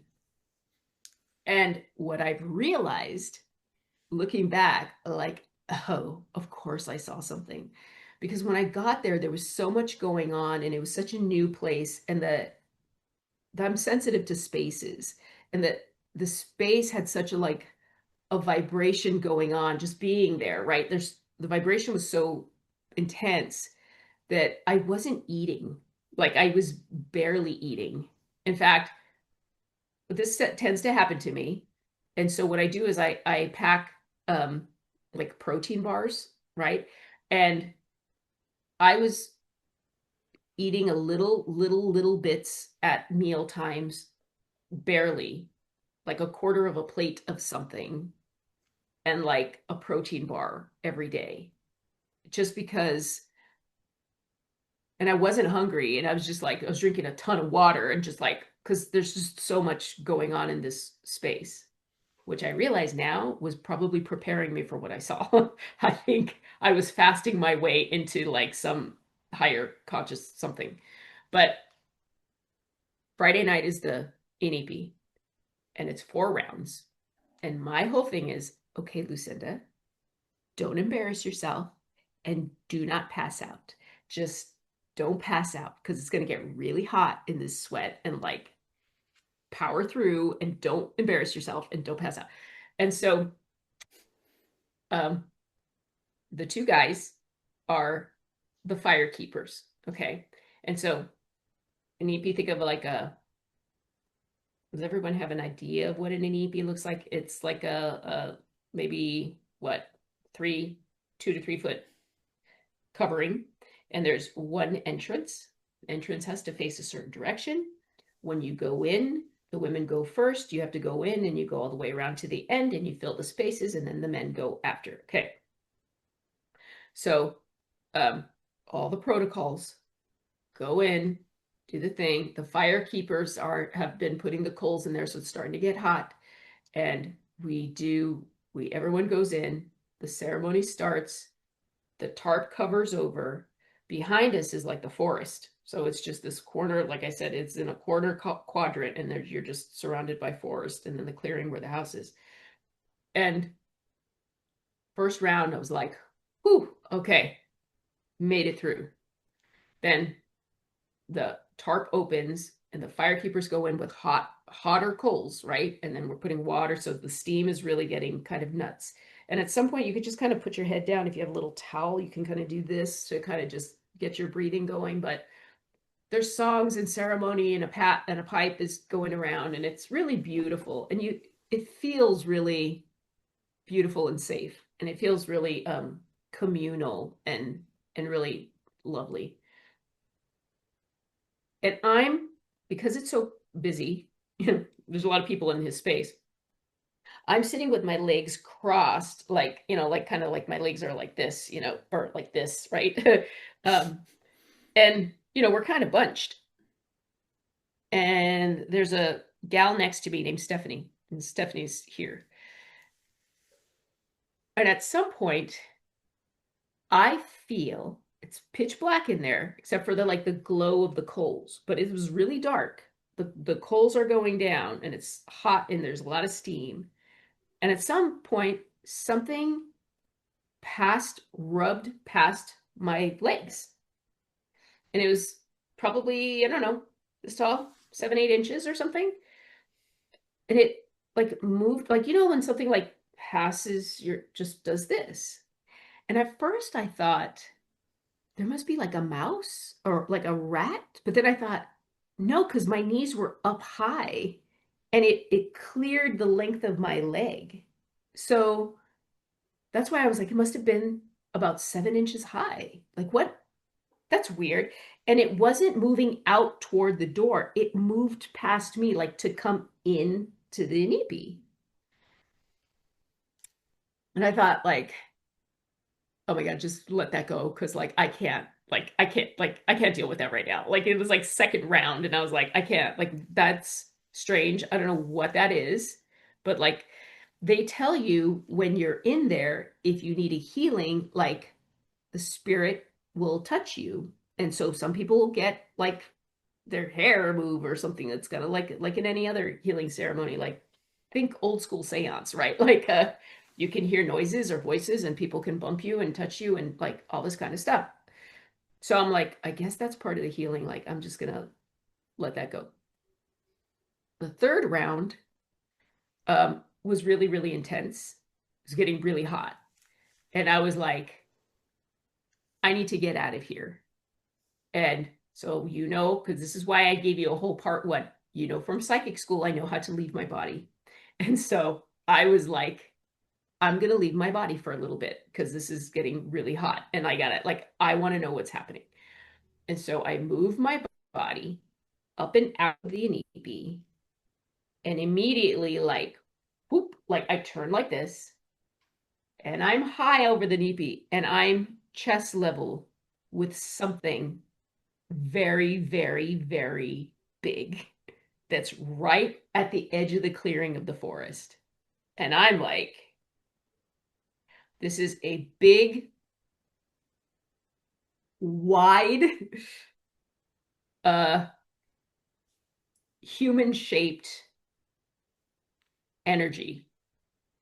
And again, what happens before I even think is like threat or non-threat, threat or non-threat. Like that happens before I even like, what? Like I feel like I'm just going like, what's happening? But like there's a part of me that is already like 5 steps ahead of that. And it was non-threat. But not only was it non-threat, I was probably like, I feel like my face was like at its chest level, super wide. And I was maybe like, I don't know, not even a foot from this thing. But it was such a clear, like I have never perceived anything with that level of energy. So when I say everything vibrates at a certain resonance, this thing had a still, it had no vibration. And I swear that I could see, even though the forest was behind it, and I could make out like its shape, I could see galaxies inside of its energy. Like there were stars in it, not forest. It was clear, like the clearest water of the most beautiful lake you have encountered. Like it and I was like, whoa, like I was just like, wow, like what I'd never encountered anything like that. And so I was just like, but it's also really, really big. And I'm like, I better get out of here. And so I go back into my body and I'm back in the Inipi for round 3. Now it's over, doors open, round 4 is coming, and they put the coals in for the last round. And then, everybody scoot over. The younger one is coming in. So one of the fire keepers wants to come in. So we're like, so we're even more squished, right? But okay, last round. He comes in. The other fire keeper, the older one, closes the tarp. He's out there. And we do the last round. And then it's over. And me being me, I'm like, okay, this is over. And there's like 20 people here. And there's like 2 showers. I'm going to be the first one out of this Inipi, and I'm going to hit that shower before everybody else because I'm not going to be the 20th person to take a shower. With the cold water, yeah. Right, right, with the cold water, exactly. So I'm like, so I'm all sweaty and gross, and I get out, and I just like, I make a beeline for the shower. So now I'm the first one out of the shower. So now everybody's waiting in line and chatting, and they're still outside by the Inipi. And so now I'm kind of like, I've already taken my shower, I'm done.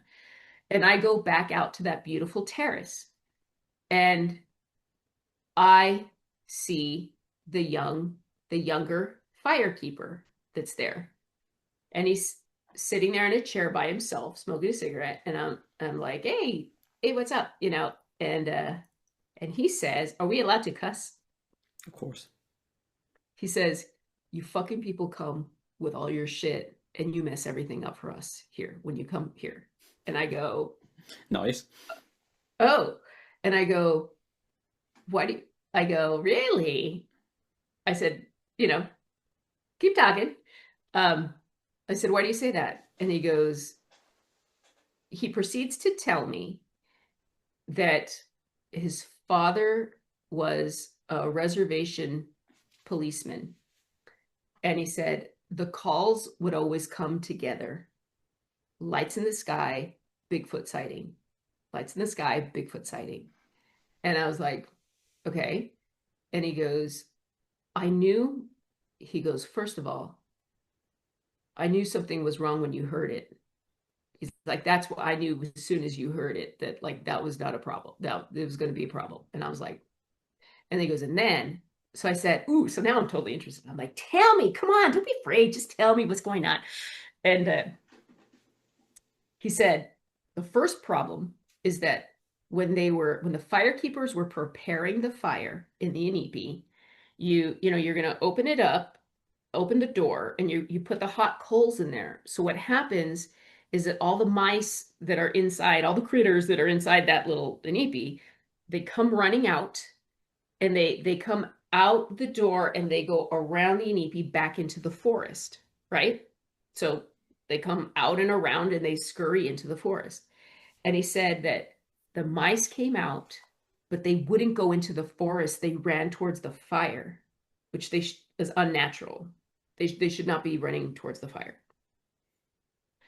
So he said, that's when I knew there was already a problem. And he goes, and I kept telling him, the other guy, that like, this is like, these people shouldn't be here. This is not good. This is not good.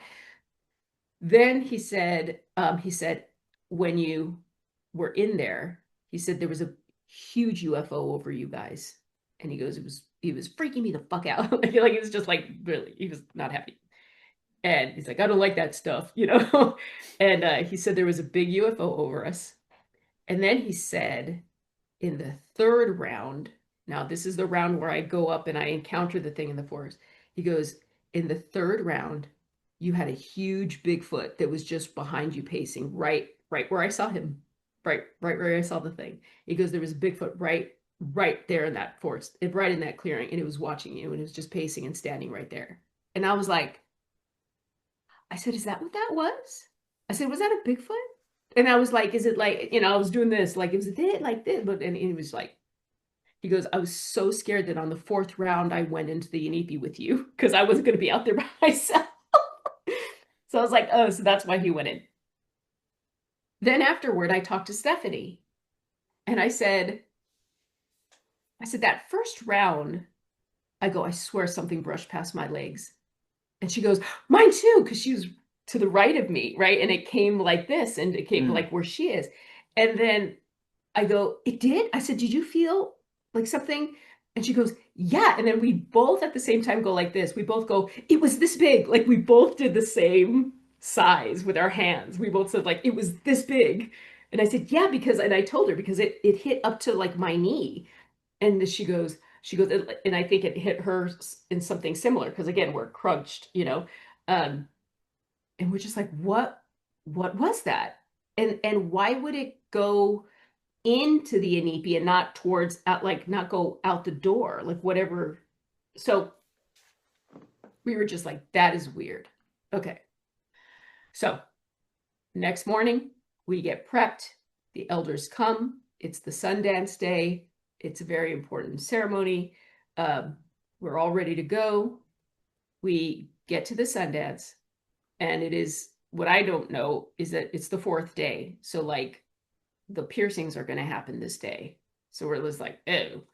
Um, and we are there holding space. So in the middle of the arbor, you have your sun dancers and they're in the Sundance tree, and there's ceremony to everything. Even the arbor has a certain number of posts, which correlates to the buffalo's rib cage. And it's like, it's, the heart of the buffalo is at the bottom. It's buried under the tree with the Sundance tree. If you're really going to get technical, the Sundance tree is chosen, and it has certain branches that are reflecting constellations. And so it's positioned, like when I tell you everything is meticulously done, the buffalo usually sacrifices itself. They'll go to pick the medicine man, and the small group will go to pick the buffalo that will be sacrificed for the Sundance ceremony. And every year, one will isolate itself and walk towards the medicine man, and that's the one that it's so beautiful. Every part of the animal is used, and it feeds the entire community, right? And so, and the skin is going to be, the fur is going to be used in ceremony. It's huge reverence. Um, and we're there on that fourth day. And so we are outside around the arbor, and you're singing the songs. Like there's the drummers are going and they're singing, and then there's a part when you reply. And so we know the songs and we're singing and we're doing the thing. I'm next to Whitley, and Whitley's doing his dance. Unbeknownst to Whitley, Whitley's ankle is healing at this ceremony to the point where he was fully healed, that he left the hotel that night and came into the house with us because it like just totally healed. Sprained ankle. There's a lot of miraculous healings while we were there. Keep in mind, no cell phones, no tech of any kind. Okay. You can't even have sparkly, shiny jewelry. While we're there, there is a sphere ball UFO. The silver sphere ball UFO is right over everybody. Talk about a mass sighting that no one will know of. There's probably like 200 people at this, at this event, and there's a huge UFO that's just right over us. And I'm like, and Terry Lovelace and I are like we're both like doing this. We're just like, huh. And I'm watching in the distance, there's some tall trees, and I'm watching how the wind hits the trees and how it bends, and then I'm watching the craft to see if the craft is moving, and it's just right there.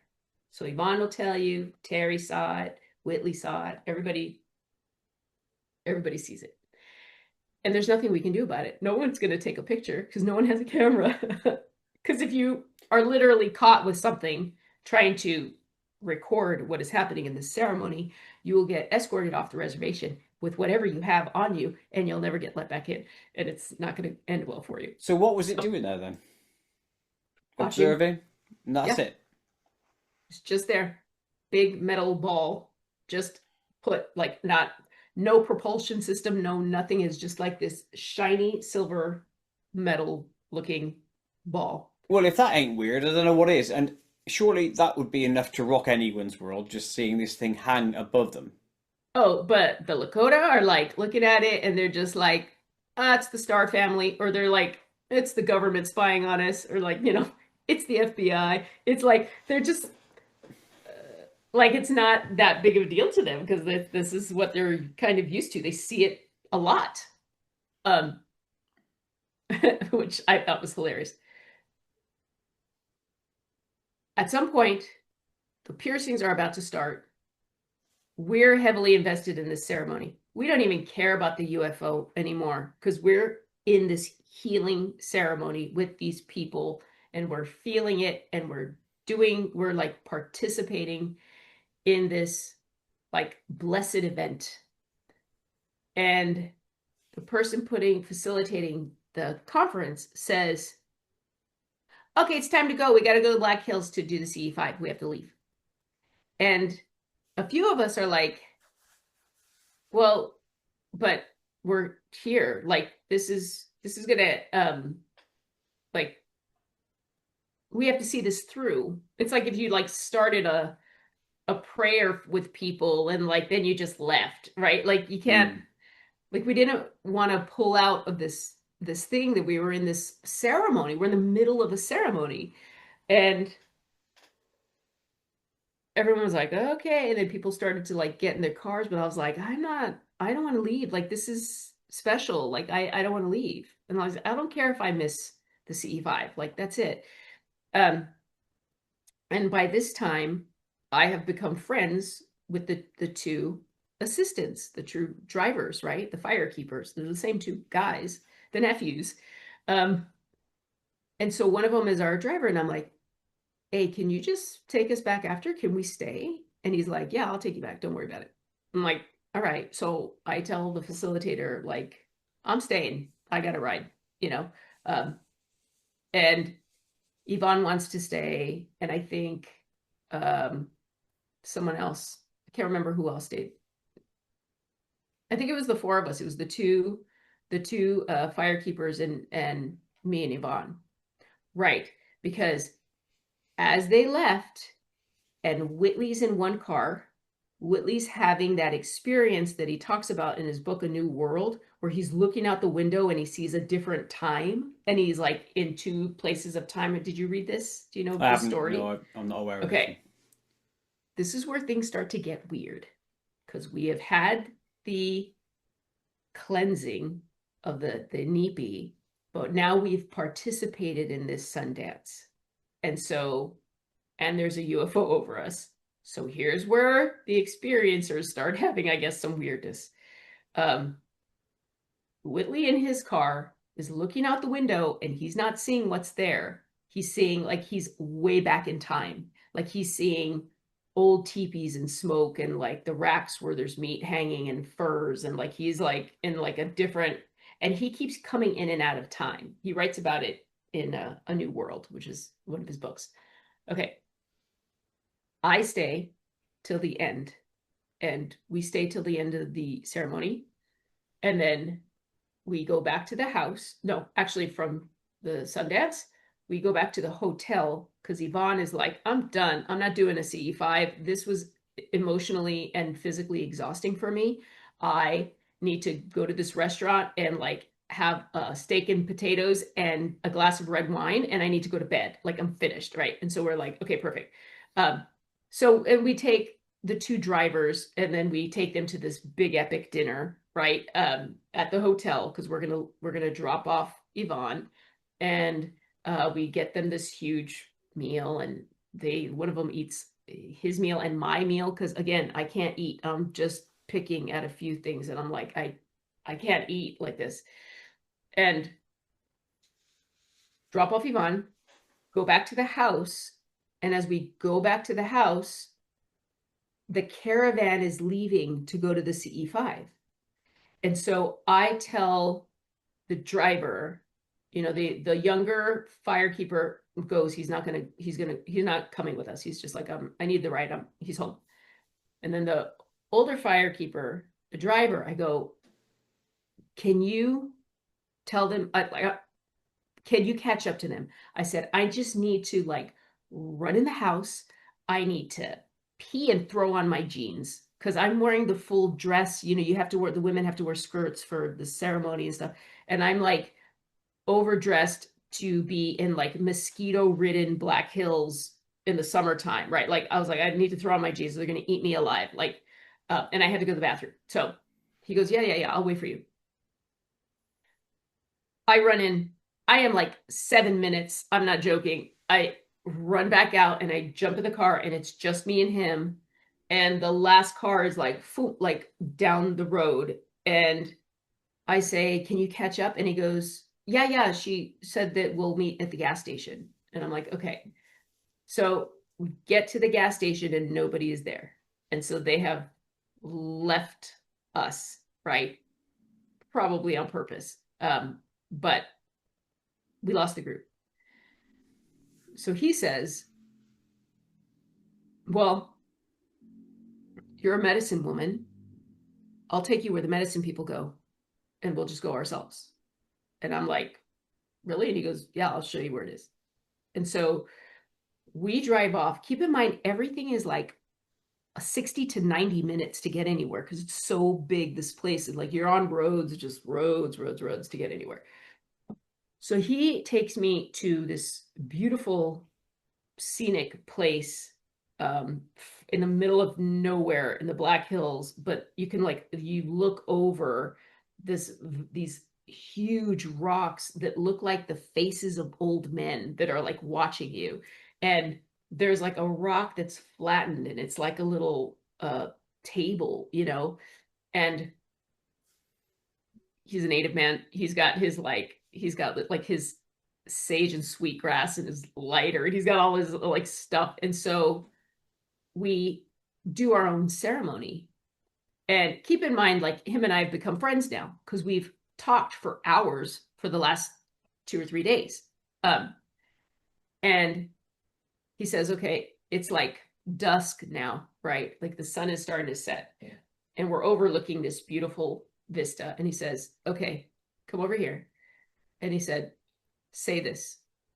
And I say, okay. And he says, something in Lakota. And I say, I repeat, something in Lakota, something in Lakota, something in Lakota. Okay. Da-da-da-da. And then I say, thank you for doing that. And he says, no problem. And then we like both go our separate ways to have our own quiet time. And then we kind of meet back. Ready? Yeah. Okay. So we get everything. We're in the car and now it's like pitch black and we're driving back to the house, which is like a good hour and a half away at least. And on the drive, I say, so what was that prayer? Like, was that a gratitude prayer? Like, what did we say? And he goes, oh no, you're going to see them now. And I go, what? I said, like, what do you mean? The Lakota like to joke, right? And he goes, no, no, no. You said that when you were a kid, you were afraid to see them. And so you told them to stop showing themselves to you, which is true, which is why I hear them and don't see them the way I used to. And he said, you told me that story. He's like, if you're going to be a good medicine woman, you need to be able to see them. So you sent the prayer that you're going to see them now. And I'm like, are you serious? And he goes, yeah. And then I said, you can't, like, I can't, you can't do that to me because like that stuff will happen. Like that can't, like, well, you should have told me. I needed like preparation. Like, what do you mean? Like, I'm kind of nervous now. I'm like, I don't necessarily want to see them. Like, what are you talking about? And he's like, yeah, like, in other words, like, grow up. Like, if you're going to be a real medicine person, just like, just do it. So we get back to the house and he drops me off and goes off on his own. And then I go up and to where everyone is sleeping. It's like a big room with all these mattresses and everyone's sleeping in there. And I'm with a couple of the women in the group and we're having like a tag up. Like we're awake and we're excited. It's been a long day. We're exhausted. but we're just like, and what did you do? And I'm like, where did you guys go? And they're like, we went here and we saw all these craft and we did this prayer and there's like some lights in the sky. And I was like, wow. And they're like, where did you go? And I was like, oh, I got taken over here and I did this thing and this beautiful ceremony. And we're talking and people want to go to sleep because we're in the same room. So, one, I think it was Joan Bird was with us, and she was just like, I'm not tired. She goes, I'm so exhausted, but I'm not tired. I'm like, I'm not either. And then I call up the young firekeeper and I'm like, can you build us a fire at the teepees? And he's like, yeah, come on. So the three ladies, it's me and Joan Bird and Stephanie, who saw the, thing. And we go down to the fire pit next to the teepees and we're talking until 2 o'clock in the morning. And then and Carlos is just like napping right there next to us, whatever. And it's 2 o'clock in the morning and we're like, okay, it's time to go. Let's go up to the house. And Carlos says, hey, just squeeze into the truck because I can drive you up to the house, because it's, like I said, it slopes, right? And so he's like, don't walk up there in the middle of the night. So we're like, okay, let me see if I can give you this visual. So the truck is here, and across from the truck in this T are those bushes. Remember I told you the creek runs and there's some bushes and there's a little fence line, okay? And over here is like the tree and the little bridge. And the truck is parked here. So Stephanie gets in the very back and she's crashed out. She was already asleep. So then she just goes back to sleep. And Carlos is driving and I'm sitting in the middle and Joan Bird is sitting next to me, okay, at the door. And Carlos starts the truck and he does the thing where he's got his hand on the steering wheel and then he like puts his arm around me because he's looking back because he's going to 3-point turn to go up this way. Okay. So as he's doing this, turns on the truck and then he blinks on the headlights and does this and just starts going back like this. And as he does that, I'm looking forward. And on the fence line, right in front of the fence line, is a little, like, I want to say 2-foot humanoid being, a little man. And the headlight, it was walking. I can't even say walking. Its legs were very short. So it was almost like a loping motion. Like it moves like this. And it had unnaturally long arms, much longer than its torso, and much longer fingers that went into points. This is why I asked you if you knew who Brian Frode is. Look him up. He's done a lot of fairy stuff. He's an artist and he knows what these things are. I can tell you that. Is he spelled with a Y or an I? Froud. Froud, okay. And I think it's Brian, I'm going to say. Okay, cool. Okay. He's out in your neck of the woods, I think. But the gate was slow and kind of clunky, and he walked in front of the fence line towards where that tree was, and he was loping. And so as the headlights hit him, he turned and made like this squinting face because there's bright light. It was pitch black, right? And now bright light is in his face. And so he like squints and like makes this face, but he's seeing just a bright light, but I'm behind that bright light because I'm in the truck. So I see him full on. And he makes his face, and then like as the lights are moving like this, he wants to get out of the lights. And so he speeds up and moves at almost this mechanical, unnatural speed. It just goes like out of the light. And I am like, I think I just said like, oh my God, what is that? Like I just saw him the entire way. And I think I do this to like Joan, and I'm like, did you see him? Did you see him? Did you see him? And she's like, who? No, what? Like she didn't see him at all. And Carlos was looking back because he was backing up and Stephanie's asleep. And I was like, oh my God, oh my God, there's like a little, there's a little guy there. It's like just a little like something. And I'm just like trying to like catch my breath because I've seen this thing. And I'm in this state of like, I just I can't believe what I just saw. Like I just can't believe what I just saw. Um, and I'm like, as I say this, of course, the driver is the younger firekeeper who's terrified of all of this. And he just goes like, fuck that. Like, and he just like wants to get the hell out from this bottom. Like he just doesn't want anything to do with it. And it was to the point where I was just like, I was still kind of breathing heavy. So of course we go back to our beds. I can't sleep. I I'm like in this like so much weird stuff. There's even been more like a couple of other weird things that happened during that trip that I didn't even tell you.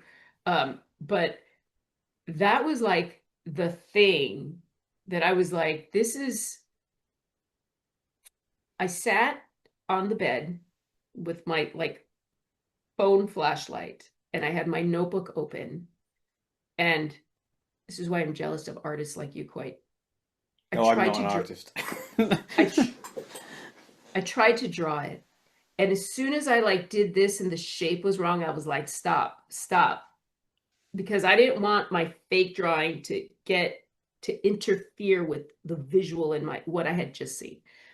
So instead I closed the notebook and I just burned him into my mind. Like if I close my eyes, I can see him. And I just like burned every detail into my mind. That's and then I got my notebook out and I was like, it did happen. You saw him. You saw the little humanoid being walking because I know already from experience at some point I'm going to be like, maybe I was just tired, or maybe because I haven't eaten, maybe I was hallucinated. Like I will easily explain this away because this was way too absurd. I have seen crazy creatures and beings and have validated that they exist in an invisible, like your mind's eye, psychic perception kind of way. This was an actual thing that was leaving and making like, this was an actual being that was walking and I could see like the bushes were like moving as he walked. You know what I mean? This was like a real, tangible little person. He interacted with the environment essentially. Totally. I'm going to have to, because I'm conscious of time, I'm going to have to cut this story short, which I don't want to do, but I have to do. So I do apologize. We need to enter the Koit zone and then we'll wrap Okay. up. I'm Okay. just, like I said, I'm conscious of time. I've got another meeting in a second. So we are now going to enter for a second time the Koit zone. Koit zone! So, strange questions for you, Lucinda, again. So I apologise up front for these. What's the Uh-oh. grossest smell? Oh God. Um, Sewage. Lovely. Have you ever found anything buried?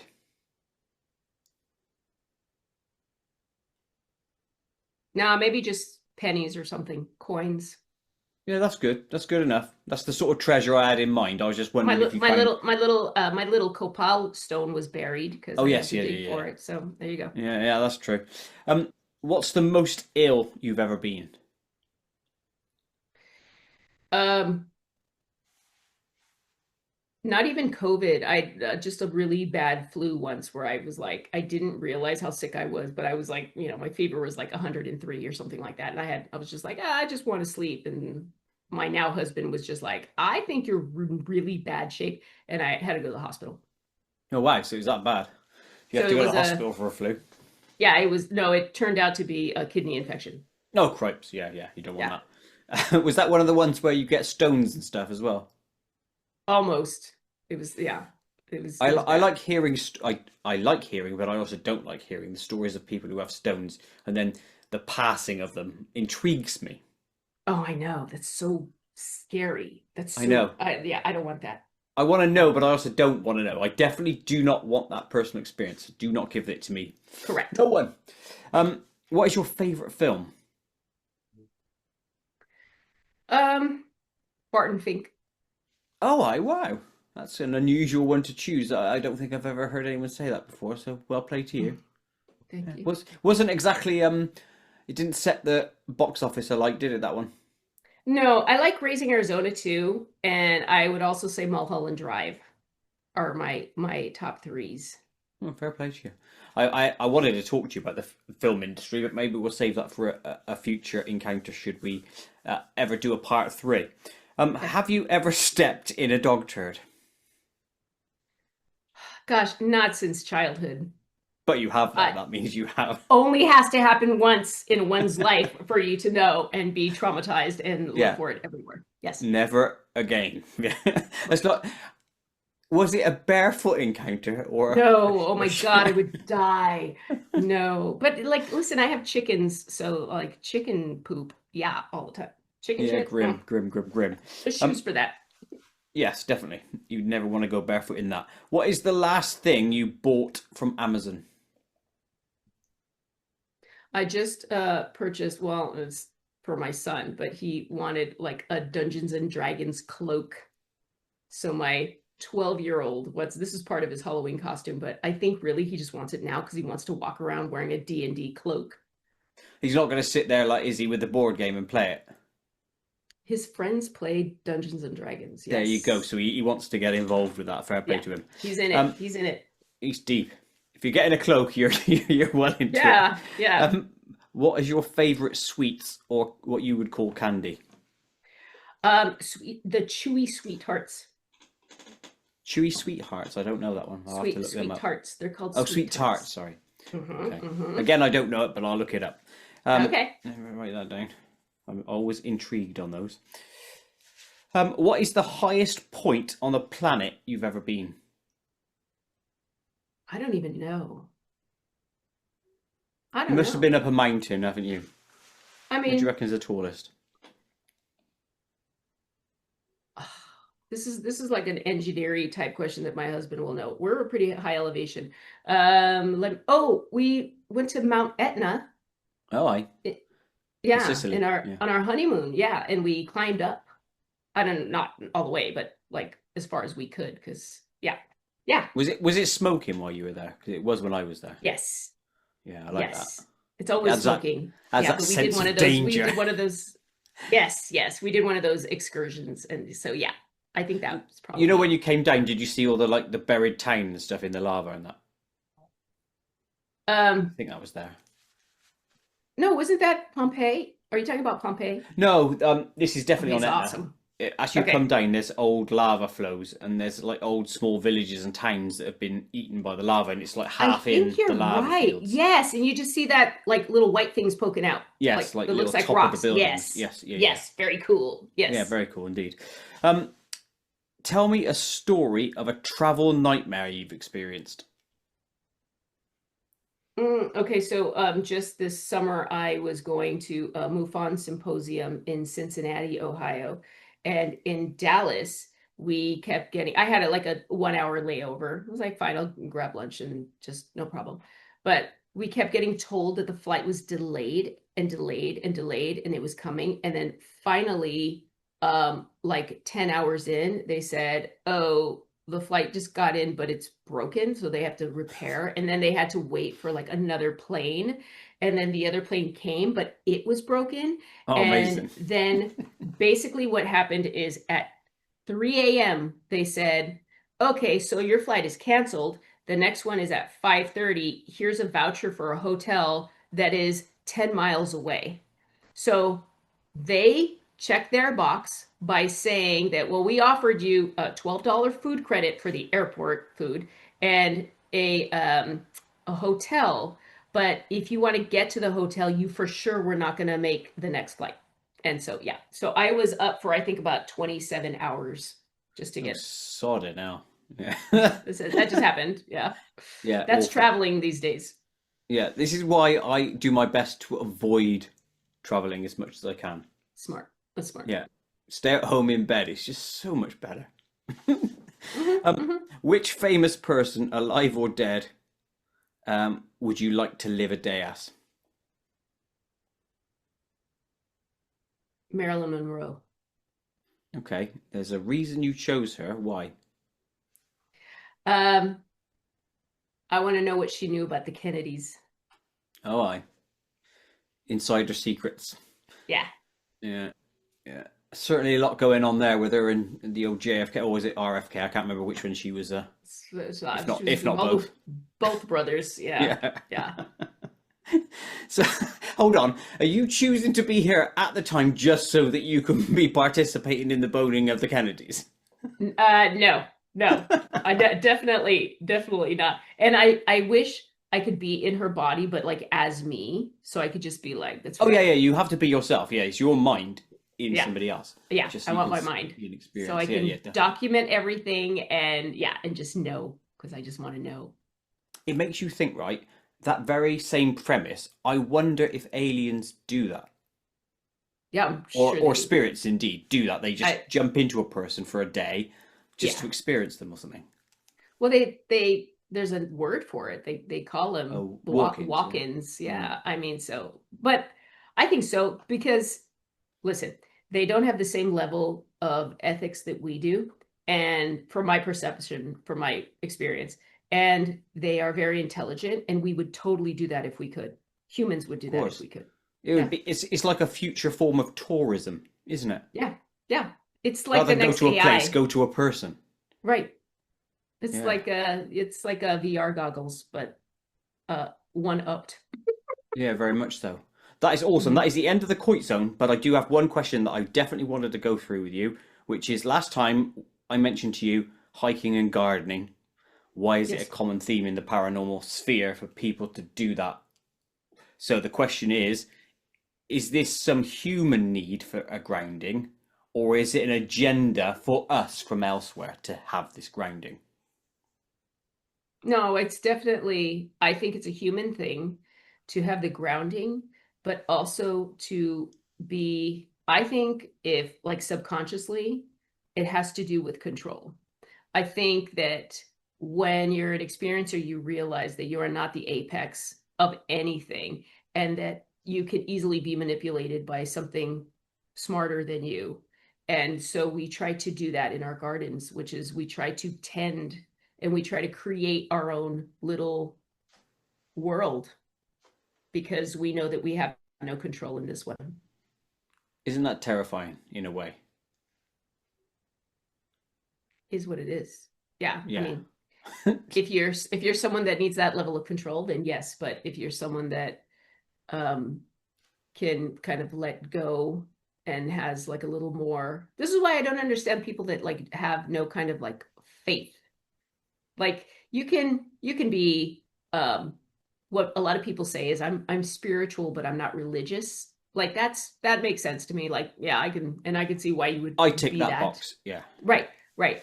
But like you have to have a belief in some sort of higher power, something, um, to help ground you and deal with the reality that we're all just pawns in a lot of different games on many levels. Mm. I'm glad you said that about the pawns because I've used that phrase before in front of people I've interviewed, and I always Mhm. seem to think I get some mental pushback from them for using that phrase. But you also think the same, yeah, that we are chess Yep. pieces on a board being Oh yeah. maneuvered. Oh yeah. Oh yeah. Yeah, We're, weird, we isn't it? are insignificant outside of that. Such a shame. But hey, oh, again, the phrase, the classic phrase, it is what it is. Hmm. And I Hmm. think that's a great place to end on. So, Lucinda, thank you ever so much for coming on again. You covered a Thank lot of you. ground. Again, I had a shitload more questions. I didn't get to them. But again, it is what it is. So I'm just going to accept that and deal with it. Yes, If I ever make it out to you, we will sit in a pub and you can ask me all of your questions. I'll bloody write them down. Make sure you do then. You come over to the Cotswolds and I'll see you for a few bevies. Yeah, Although man, I don't 'cause drink, it'll just be lemonade for me. that's fine. I'll drink tea. I need to do some more fairy research out there. This is why I ask, because that I am planning to kind of do something like that. And Quality. Cotswolds, you've got the big sighting out there. You got the Yeah. kids. Yeah, You yeah. got you got And not the only children. that, Black Panthers and all sorts roaming around Yes, here. So, yeah. you have the black cats. That's right. That's right, exactly. All right. So, Lucinda, thank you ever so much for coming on. Much appreciated. Guys watching, check out the links in the description to Lucinda's site, etc. Follow me, subscribe, all the good stuff. See you on the next one. Bye. Bye-bye.